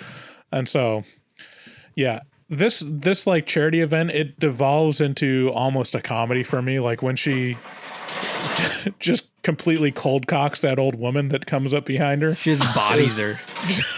So funny. I laughed out loud because I did too. it just goes above and beyond absurd with like how cruel this demon is. Wait, Bryce, like, you have a theater horror story to tell us. Oh yeah. So while I was in the theater, this guy came in. I was at the very back of the theater, so I could see everything. This guy comes up. The theater is like has maybe 8 people in it, like not that many people. This guy comes in, turns on his iPhone flashlight, and is like going back and forth on like the top 2 or 3 rows, trying to find his seat in the theater, and checking his app to find out where his seat is. And I'm pretty sure he's pretty drunk. And then he like goes up and he's like, is this to some guy sitting in presumably his seat? It's like, is this seat 9? And I'm just like, this is like a full like minute or two, which is in an insane amount of time. Was the movie to going? have a guy kind of the movie. It's in the middle of the movie. Oh, it's in the very center of the movie. And he came in 40 minutes late. That's the other headline. Like, he came in 40 minutes late into the movie. And I'm just like, why even watch a movie at that point? This is why I need David to be with me when I watch movies, because he would be like, Jesus Christ, pick a seat. It doesn't matter. Because that's what was blaring in my head the entire time. Like, buddy, pick a fucking seat. No one's going to come in and check. Open. Like, yes. There's like 3 empty rows between me and like the guy that he approached. That's it's crazy. Like, I'm pretty sure he was thoroughly drunk, because he was just like, just like could not make sense in his head. Like, what do letters look like? It took way too long for him to even. Yeah. Anyways, I'll take that theater story and I'll raise you what happened to me last night. So, pretty full theater, like almost every seat full, like, Friday night, like new movie. I get it. And there were these group there. So when I walk in, there's this group of like tween boys, like they have to be like 12, like, or younger. And it's just them. They have no parents with them. And they're like, they can't figure out how to get the tickets on their phone to scan. So the woman like kind of bypasses them and she scans like me and a couple people behind me and like these boys, whatever. I am then getting popcorn. I'm behind them in line. They're all taking up like the entire thing. And I'm like, whatever. I had time before the movie. I wasn't worried about it. And I was just like, they're probably not going to be seeing Smile 2.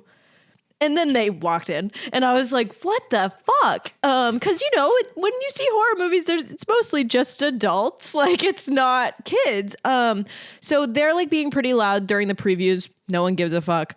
But then the movie starts. They are talking at full outside voice volume, like full the entire time. And they're obviously really scared. And that's why they're doing that. But they are like talking, they're laughing, like they're screaming. They're being like, what the fuck? Like really loud, like during moments, like in every moment there was any downtime and there was no scares, they would talk throughout the entire thing. So I'm like trying to hear the dialogue. Everyone around me is shushing them every 5 minutes. Every single other person in the theater went shh at some point, including me. It was terrible. It was really ruining like the movie experience. And the couple that was next to me, that woman was pissed. She was like turning to her boyfriend like every 5 minutes, like, I'm gonna go fucking say something to these fucking stupid kids. Like, it was crazy. So she goes and says something to them. They stop for about 2 minutes. Nothing happens. Someone else goes and says something to them. Stop for 2 minutes. Then they keep going. And then one guy in my row left the theater, comes back with a attendant and like someone who works at the theater, and the person that works at the theater like talked to them for a while. Everyone in my row went like this to look. We weren't looking at the movie. We looked down and made sure that they were getting a talking to. They didn't make a noise for the rest of the movie. It was awful. It was a good 45 minutes. It was a good 45 minutes. It was really, really terrible. Like, please just don't act like that. Like, that's my biggest pet peeve at horror movies. And it happens more frequently than I would hope. But like, people who like to be obnoxiously loud with their laughter to like prove that they're not scared, but really they're doing it because they're scared and they're trying to make it not scary. It's so annoying. But they were fully talking, and they also would take out their phones and watch TikToks at full volume. Like, it was not just like talk. Like, you can talk in a theater. Bryce does that while he's driving, so I'm almost okay with like, yeah, I mean, talking full volume is obnoxious and I would hate that too. But I'm like, that kind of stuff is almost like, okay, this is just part of seeing theaters. There's people that are inconsiderate, and it adds to the spice for me sometimes. But when you take out your phone with a bright light on it and just like start checking your email and watching TikToks, I'm like, no, the TikToks. What the fuck are you doing here? It's too far. Like, the bright light is one thing, but when I hear fucking music coming out of your phone, Like that happened multiple times. And like, I cannot emphasize how obnoxious they were being by talking. Like every single person in the theater shushed them at one point. Like every single person. And it was a packed theater. It was so annoying, but I'm glad that they stopped. I'm glad someone got someone because I was not going to get up because I wasn't going to miss a second of this because I can't. Yeah. I think for me, like, I really want to be scared. And if a movie is scary, I want to enjoy that. And if someone's like trying to like force a laugh at the scary scenes, it like ruins the scariness for me. It's like, it drives me nuts. Yeah, I don't agree. know. I see. I can be that guy sometimes. I can laugh at the screen, and it's not like I'm trying to hide how scared I am. It's literally like I'm so amused at the choice that they made, or how horrible something is. Teenagers do it to hide that they're scared. Yeah, and they do it at the wrong times. Like I laughed at Terrifier 3 at some points because it was so ridiculous, like how much the gore was, like, and what he was doing. I would be like, oh fuck, like something like that, which is fine. Like people reacting to stuff is fine. That's what going to the movies should be. But like teenagers, like, oh my god. And I've been there and I've done that and I know that. And I'm so sorry to anyone who saw like New Year's Eve when I was in middle school with me. Like, but it's really frustrating. I'm going to start every time a jump scare happens in the movie theater. I'm going to be like, what the Sigma? It's going to be great. Okay, let's get through the rest of this movie. We're talking about Smile too. So probably the best, like one of the best sequences is the background dancers swarming her apartment around her. It was great. The way they choreographed that to make it look like they were like almost dancing, but like creepily running towards her. Yeah. It was great. Yeah. That was one of the scariest parts to me. I was like, I'm going to go home and there's going to be people in there. There's going to be people there and I'm going to be scared. See, one person smiling at you can be creepy, but like a room full of people smiling at you is menacing. Like these people want to hurt me. Yeah. I mean, if there's, what's one of the most terrifying things in the world? Troops, spelled with an E. The troops are scary. Dance troops? Oh, like Climax? Dance troops. Like the movie Climax? Yeah. Bryce hasn't seen Climax. I haven't seen Climax. I literally had a panic attack the entire night after I watched that. I couldn't handle it. Like it was so crazy. Like it was too much. It was too much. Yeah, let's get through this. Yeah, and then the last, well, there's a lot of scenes, but like the major thing that had impact for me was her in the wellness center and her mom committing suicide in front of her with a sharp mirror shard. And then she finds out that she actually killed her. I was like, what is she going to do? Intense. I was like, what is she going to do now? Like, you might as well die.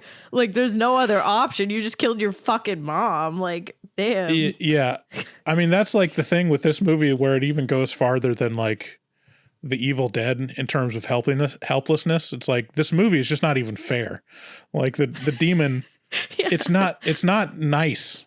It's not even being fair. Nice. It doesn't even give her a chance. It's literally just toying with her.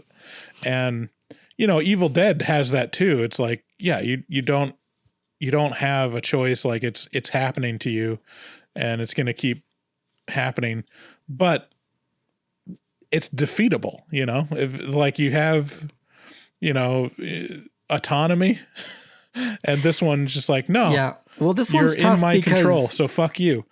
Yeah, this one's tough because for a little bit towards the end, you think that she's like maybe gonna come out on top. You're like, oh wait, hold on, this plan might work. And then the demon just gets to retcon the last 4 days of her life. Exactly. It's the retcon demon. That's what these movies are. It literally is. Yeah, that was crazy because I was so pumped for her when she was like, I'm in control. And then she was driving the car instead of fake Gemma. I was like, she's in control. She's going to fucking do it. She's going to do it. And spoiler, she doesn't do it. She fucking dies. She fucking dies on stage by shoving her microphone through her fucking eye socket into her brain. and dies in front of everyone at Hudson Square Garden.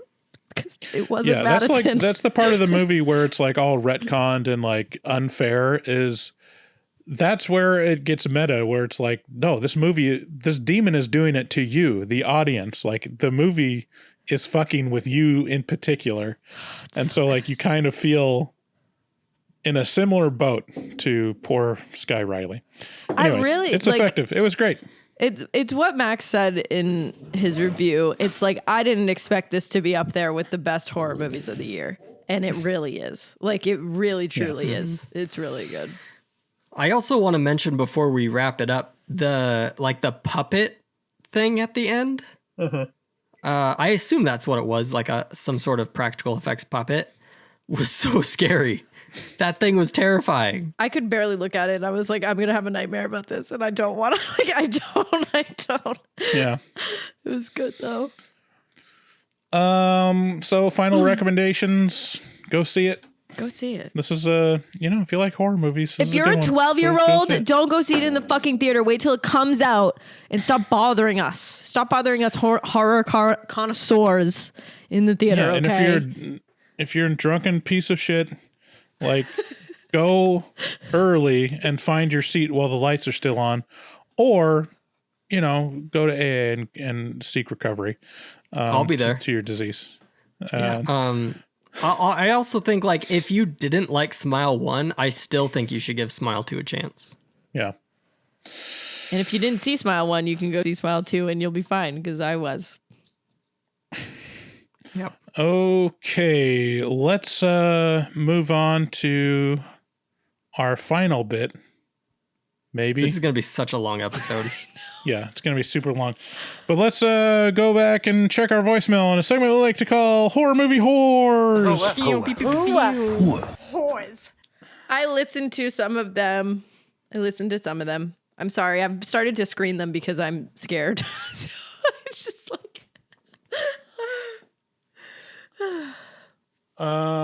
Yeah, so we have kind of an update on Ronald. Yeah, we do, and it's fucking weird. Yeah, for those on the edge of your seat this Halloween season, will Sydney be assaulted by a man named Ronald? Stop, don't say that. Wait, before you play the voicemail, my wife had a dream about Ronald. She's infiltrated my wife's dreams. Yeah, this what? is the second Horror Movie Talk caller that's infiltrated my wife's dreams, and I need to briefly share this. So she dreamed that she heard like scratching on her front door in the middle of the night. So she got up thinking that it was her deceased cat, Mr. Socks. And she heard like, meow, meow. Shut the fuck and she's up. like, Mr. Socks? And then through the door she hears, I knew you were in there, baby. It's Ronald. And then she freaked out and woke up. No. Wow, that's crazy. What? That is so fucking crazy. What is going on? I don't like that at all. I really don't like that. I really don't like Ronald is becoming Freddy Krueger to the Horror Movie Talk universe. What the fuck? What the fuck? Okay, another call from Ronald's number. Let's check this out. Oh, Hey, this is Ronald's father. I was just calling because I found out he's been harassing one of you youngsters on the show. And I've never listened to the show, but I just want to apologize on behalf of Ronald. He's a little out there, but I told him not to call anymore unless it's about the show or the movie specifically. So hopefully you guys won't have to deal with him anymore. Unless he's trying to secretly call. But I've got his phone, see, so I don't think he'll be calling anytime soon. All right, have a nice day, fellas. And then That sounded strangely like Buffalo Bill. Yeah. Yeah, there's theories that Ronald might be Buffalo Bill. Yeah, I've seen that. But, thought that. who knows? Here's a different caller. So, well, at least we know that, there's someone looking out for you, Sydney. Hey guys, what's up? My name's Troy. I'm down in Florida. Don't worry, Max. I'm in the richer area of Florida, I guess, referring to the episode you guys did on the Devil's Rejects. But I just listened to the Terrifier 3 episode, and I agree with you guys on a lot of things, but unfortunately, whenever you go into a slasher movie, I'm just looking for the kills, not so much the plot line. It's a low-budget film. You know, I guess this one has the highest budget comparative to the other two, and it's an independent artist, so I give them a lot of respect for pushing the boundaries, especially with all the kills and the gore. I guess it's more of like a gore porn film. I enjoyed it quite a bit, only because obviously it's supposed to keep your, gut wrenched a little bit. And then I listened to your podcast on Oddity, so I was so excited to watch it. I finally got around to watching it this weekend. And needless to say, my wife, who does not do good with scary movies, she's usually hiding underneath a blanket, watched that movie with me. And at the end, she looked at me. She goes, "So what'd you think?" And I was like, it seemed like it wasn't focused so much on being scary, and it was more plot-driven. And I'm kind of at the point now in my life where scary movies are supposed to be scary. I'm too old to go into it looking for this, amazing plot. And she looked at me and she goes, "Well, I watched the whole thing. That should tell you something." And I was like, yeah, it just wasn't scary. Besides that one jump scare where the guy, is standing outside of the tent, which you knew, everything was just so, predictable. The foreshadowing was kind of cool, but you knew what was going to happen with all of it. Where, of course, with back to Terrifier now, it's such a unique franchise with the killer being Art the Clown and doing all these, crazy, unique kills.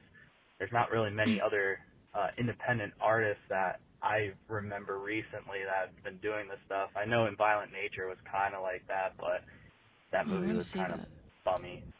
But either way, I do enjoy the podcast. I do agree with you guys on a crap ton of your reviews. Definitely agreed more with Sydney on a lot of things. This was the one that actually surprised me that me and her weren't agreeing on.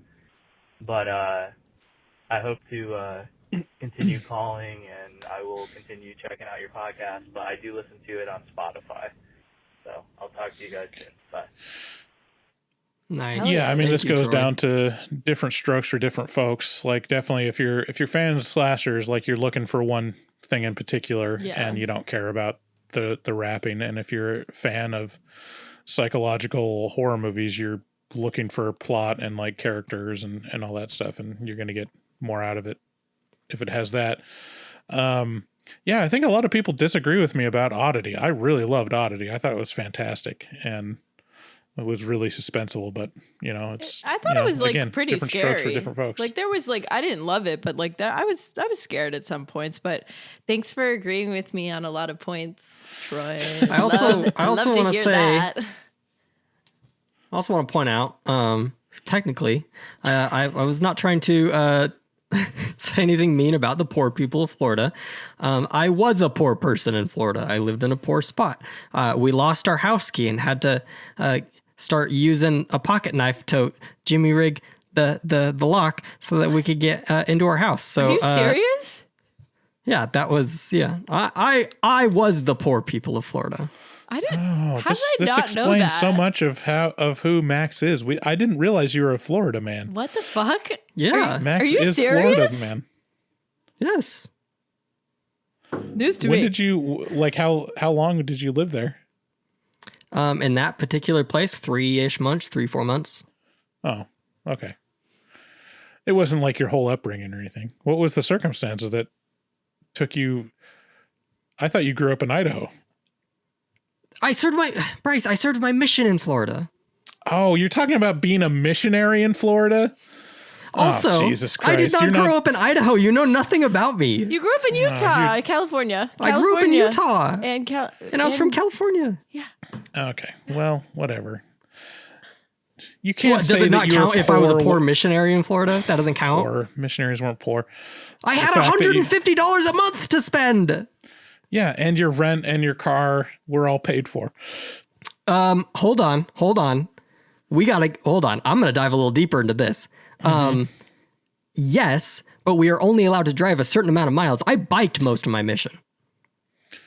Yeah. And the rent was paid for, because the apartment had been in the church's name for 50 years, and it was disgusting and in a horrible part of town. Well, so, it's Bryce, disgusting because it's being inhabited by a bunch of 19-year-olds. Yes, but I am not a disgusting person, so I was grossed out. Well, you could have cleaned it. I did. Fixed it. I did. Holy fuck. Saying you're poor while you're a missionary is so insane. I only got $150 to spend every month? Or was it every month? Week? That was my every month amount I could spend on groceries or anything I needed, like toiletries. Groceries, full stop. I went hungry, Bryce. I went hungry some nights. I'll just say that. I ate peanut butter and jellies for 90% of my meals. 90%? Yes. That's what I did in college. Yeah, this is insane because for me, members fed us almost every night. It was like 5 out of 7 nights we were fed. No, we by had members. to beg the members to feed us, and they never would. You were a bad missionary then, Max. You should have been doing better. Yeah, they just must not have liked you. Maybe they didn't like me. I don't know. I would have have fed you if you came to my door. Really? Maybe. No, I have no idea. He wouldn't have been able to go in because you're a lone female. That's true. What? Yeah, you'd have to have an adult male Maybe I in do. there for them to be able to go in. Maybe I do. They wouldn't even be able to teach you. That's true. We could teach her. We got around that by teaching with the door open because technically there's men outside. What? Oh my gosh. What? You guys, Mormons and your loopholes, huh? You guys, you're cheating. I taught girls on the doorstep. We would teach them from outside. Too. All right. You guys or like meet at a McDonald's or something. Okay, next caller. Hey, this is Ronald's dad again. I've got some good news and some bad news.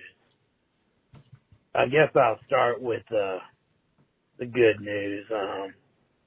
Well, I've got Ronald's phone, but the bad news is he kept talking about some girl named Sydney, and then he ran off. So I just wanted to let you guys know in case anything happens in the future. He's coming for you. So listen, a little bit about Ronald. He is mentally disturbed, but he ain't gonna hurt you. But just in case he finds somebody, just he's very determined. What the fuck? He's 5'2". He weighs 285 pounds. He's got blonde hair, blue eyes. And he's white. That's about it. 5'2" and 280 pounds. I don't think anything's gonna happen. I'm not sure exactly where he ran off to, but I just thought maybe you guys need to know because he's been yapping about your show a lot. How he's got Let's some be honest. crush on Sydney. He's not running anywhere. So he's on a mobility scooter. And give me a call back if you find him. This is so fucking weird. I'm starting to love the Ronald saga for horror movie talk. Yeah, I love it. It's so fun, Bryce. It's so fun. Okay, next caller. I love the detail that he has beautiful baby blues. Yeah. Me too. He's 5'4" and 280 pounds. He's 5'2". rolling. He's 5'2". 5'2"? Was it 5'2"? He's my height. he's like basically a super double morbid my weight. obese Danny DeVito. Yeah. Danny DeVito was like 4'9". Okay, next caller. Hey, this is Ronald's father again. I just started watching the show of the past few episodes. Like, what is trying happening? to see if maybe I could find some little clues as to where my son might be. And I just gotta say, damn, Sydney, you are pretty cute. If you're looking for another man, I might be right up your alley. I hope you're not creeped out by this. I know my son's already been calling, but damn. She's looking for a stepmom, and I'm looking for a bride-to-be. So, yeah. If you're interested in a man with a little bit of scruff, a little bit of hair everywhere, you should give me a call, baby. And also let me know if you find my son, Ronald. He's still out there on the loose. Don't be too scared. We're down here in Texas, so I don't think he'll make it wherever you are. I don't even It's going to take a long time for his mobility scooter to get all the way to you. I don't have a damn clue. But, yeah, nice talking with y'all. Have a good night.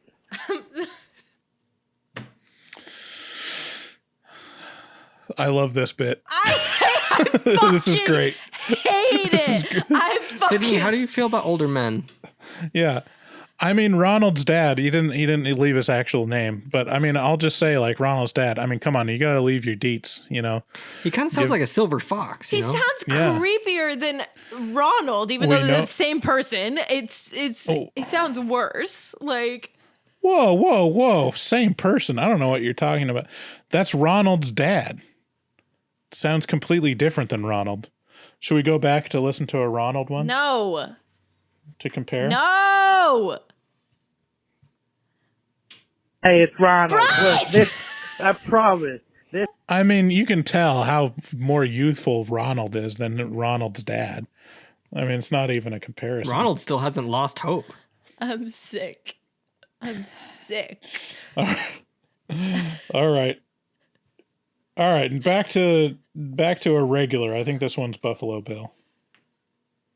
Yo guys, what's up? It's Buffalo Bill 2988 coming at you through the power of the phone. Coming in with a review of Halloween from 1978. Everyone's been talking about this movie, so I figured I'd give it a watch for the first time. And let me tell you, it is stupid. I don't know who this guy is that directed it, but John Carpenter, maybe you should stick to putting, carpet down, because making movies is terrible. God, his movies suck. This guy's the killer's just so slow, just walking, I'm gonna kill this girl, and then he teleports like Goku does when he does instant transmission, and it's like, pew, pew, there I am, pew, now I'm behind ya, teleporting, ha ha ha ha. The killer should just run like that Naruto guy in that anime where he just puts his hands behind him and runs. But yeah, I will not be watching any more of this guy's John Carpenter's movies. Yeah, it's one and done. All right, take care, guys. Bye. Take care, Buffalo. Well, now Buffalo Bill is going to incur the wrath of Halloween fans, which we have in the past. Okay, now that I heard Buffalo Bill's voice again, I really don't think he's Ronald. I really don't. No, he's not. He's not. He's not at all. Buffalo Bill, you've been vindicated. Love you. Ronald, I think I might know who Ronald is, but I'm not sure. Can you reveal it now or when we stop recording? Well, I genuinely can't remember his name from back in the day. But back when me and David were doing the podcast, there was a caller that would do stuff like Ronald bits. But anyways. Okay. All right. Last call. Hey, this is about your alien Romulus. No, I'm just fucking with you. Bryce, honey, sweetie. Dude, you've been busier than a one-legged cat trying to bury shit on marble floor. Your 31-day challenge is speedrunning reviews for all to consume and make their judgment on the turd movies or trophy movies. So that's fucking tits, bro. Thanks for the service you've been providing for everyone. Really digging the burps being back. It's it's like like a warm rug being pulled over my cold body when I sleep over in my homie's house and he doesn't leave me a blankie. I really dig the makeup on you guys for the Terrifier Christmas special. It looks like Sydney the Juggalette has brought the two of you Mormons to your first ICP concert, and you guys are about to butt chug all the Faygo. Bryce, don't you fucking lie and say that you don't like lore. Lore is too much for you. I know this Terrifier 3 tacked on lore is asshole casserole, but you live in a fucking glass house as you cast some really big fucking stones. Seer stones, because you believe that some old asshole read scripture out of a hat filled with rocks. I don't mean any of the mean things that I say. They're all coated in thick, sticky, warm loads of love. CJ, where are you? Doth you not fight for the heart of your Lilith fair lover, Sydney? That's what I'm saying. I can't wait to hear what you guys think about Smile 2. I just saw it. It was fucking great. And the lead, Naomi Scott, she can use my face as a urinal cake. Okay, bye. Gross. Yeah, well, good news on the Smile 2 review because you're listening to it right now. That was so funny. He's so funny. Also, but it's false. I am no longer officially Mormon, so I don't believe. Well, have you removed your records? No, I haven't done that yet. Then you're still a Mormon. What the hell does that mean? Yeah, and Mormons do have some crazy lore. Mormons do. I know all the Mormon lore. Like, I can tell you. You want to know where the Sword of Laban and the golden plates are now? In the Terrifier. They're wherever they need to be. They're, stuff is buried in hills all over the place, and God can just make them appear inside hills and make caves appear. What's that vault located deep in a mountain that the church owns, where they keep documents and stuff? I don't know. That one I haven't heard. I just assumed everything was in BYU, in the special reserve library. No, I think they have like a security vault somewhere in the mountains. Well, the Mormon Church just bought like the largest land purchase in like the U.S. for agriculture. I can't remember where it was. They've been the biggest landowner in Florida for decades now. Yeah. Yeah, the Mormon Church is... Pretty soon we'll own America, baby! Yeah. And then you'll all be giving up coffee. You will all be part of Mormon lore.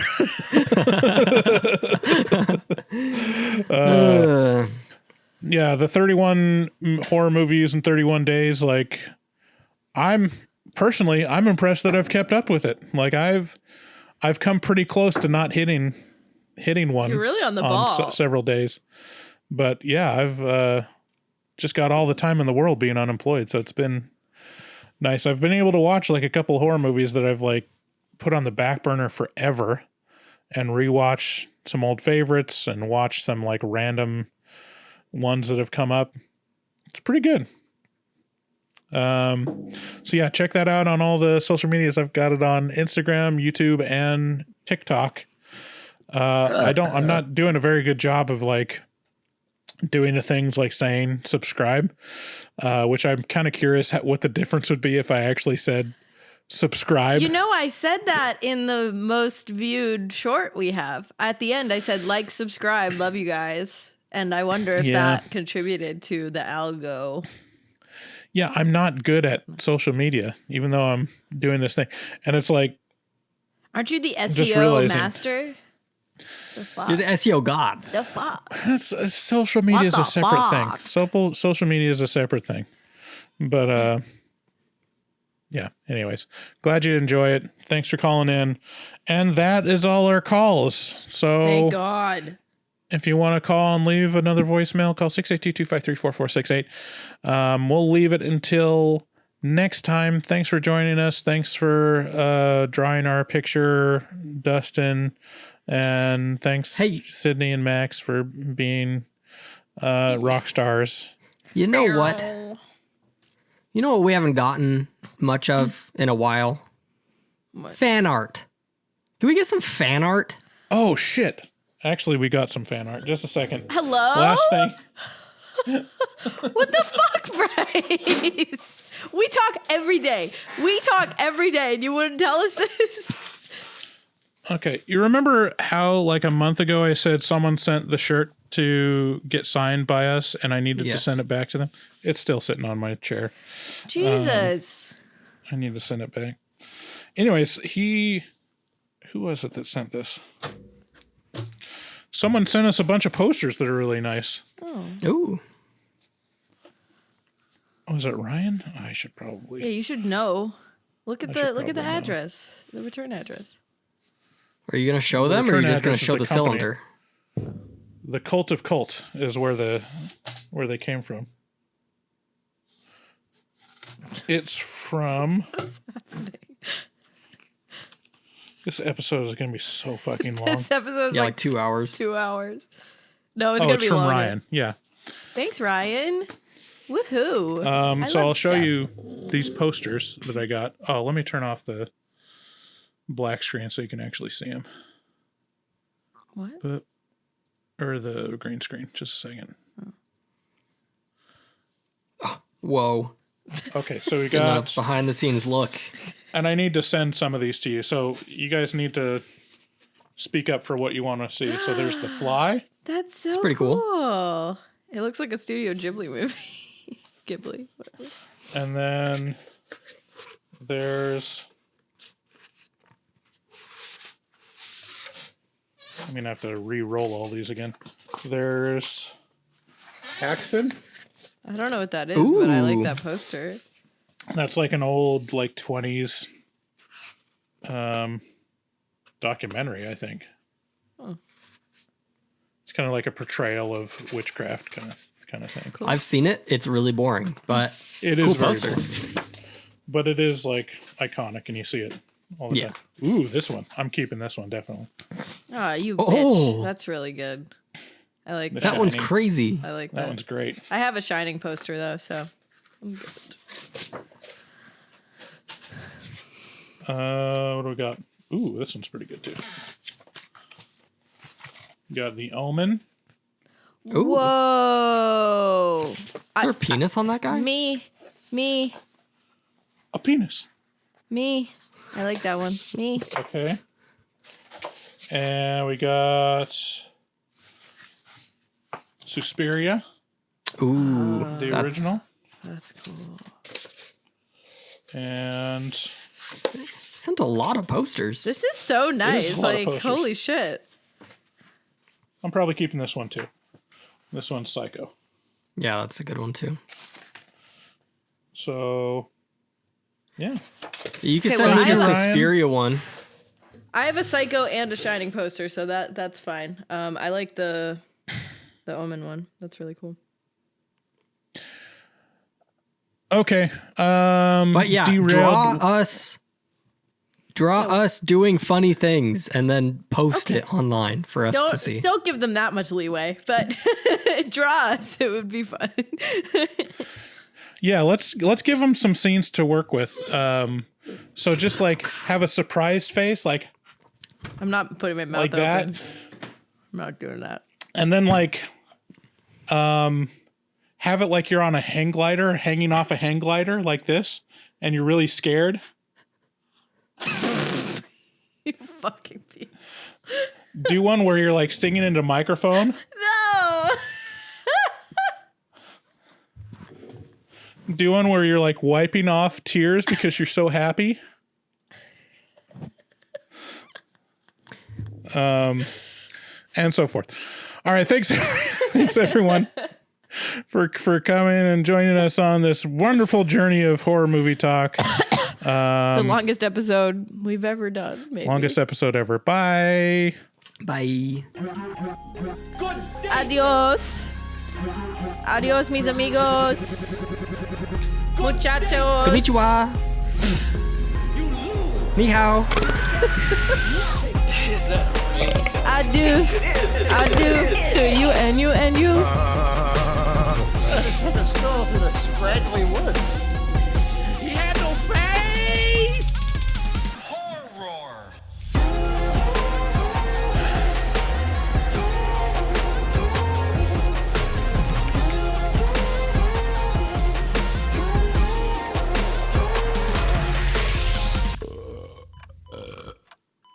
Like and subscribe, please. Wow, that didn't sound good. Was she a great big fat person?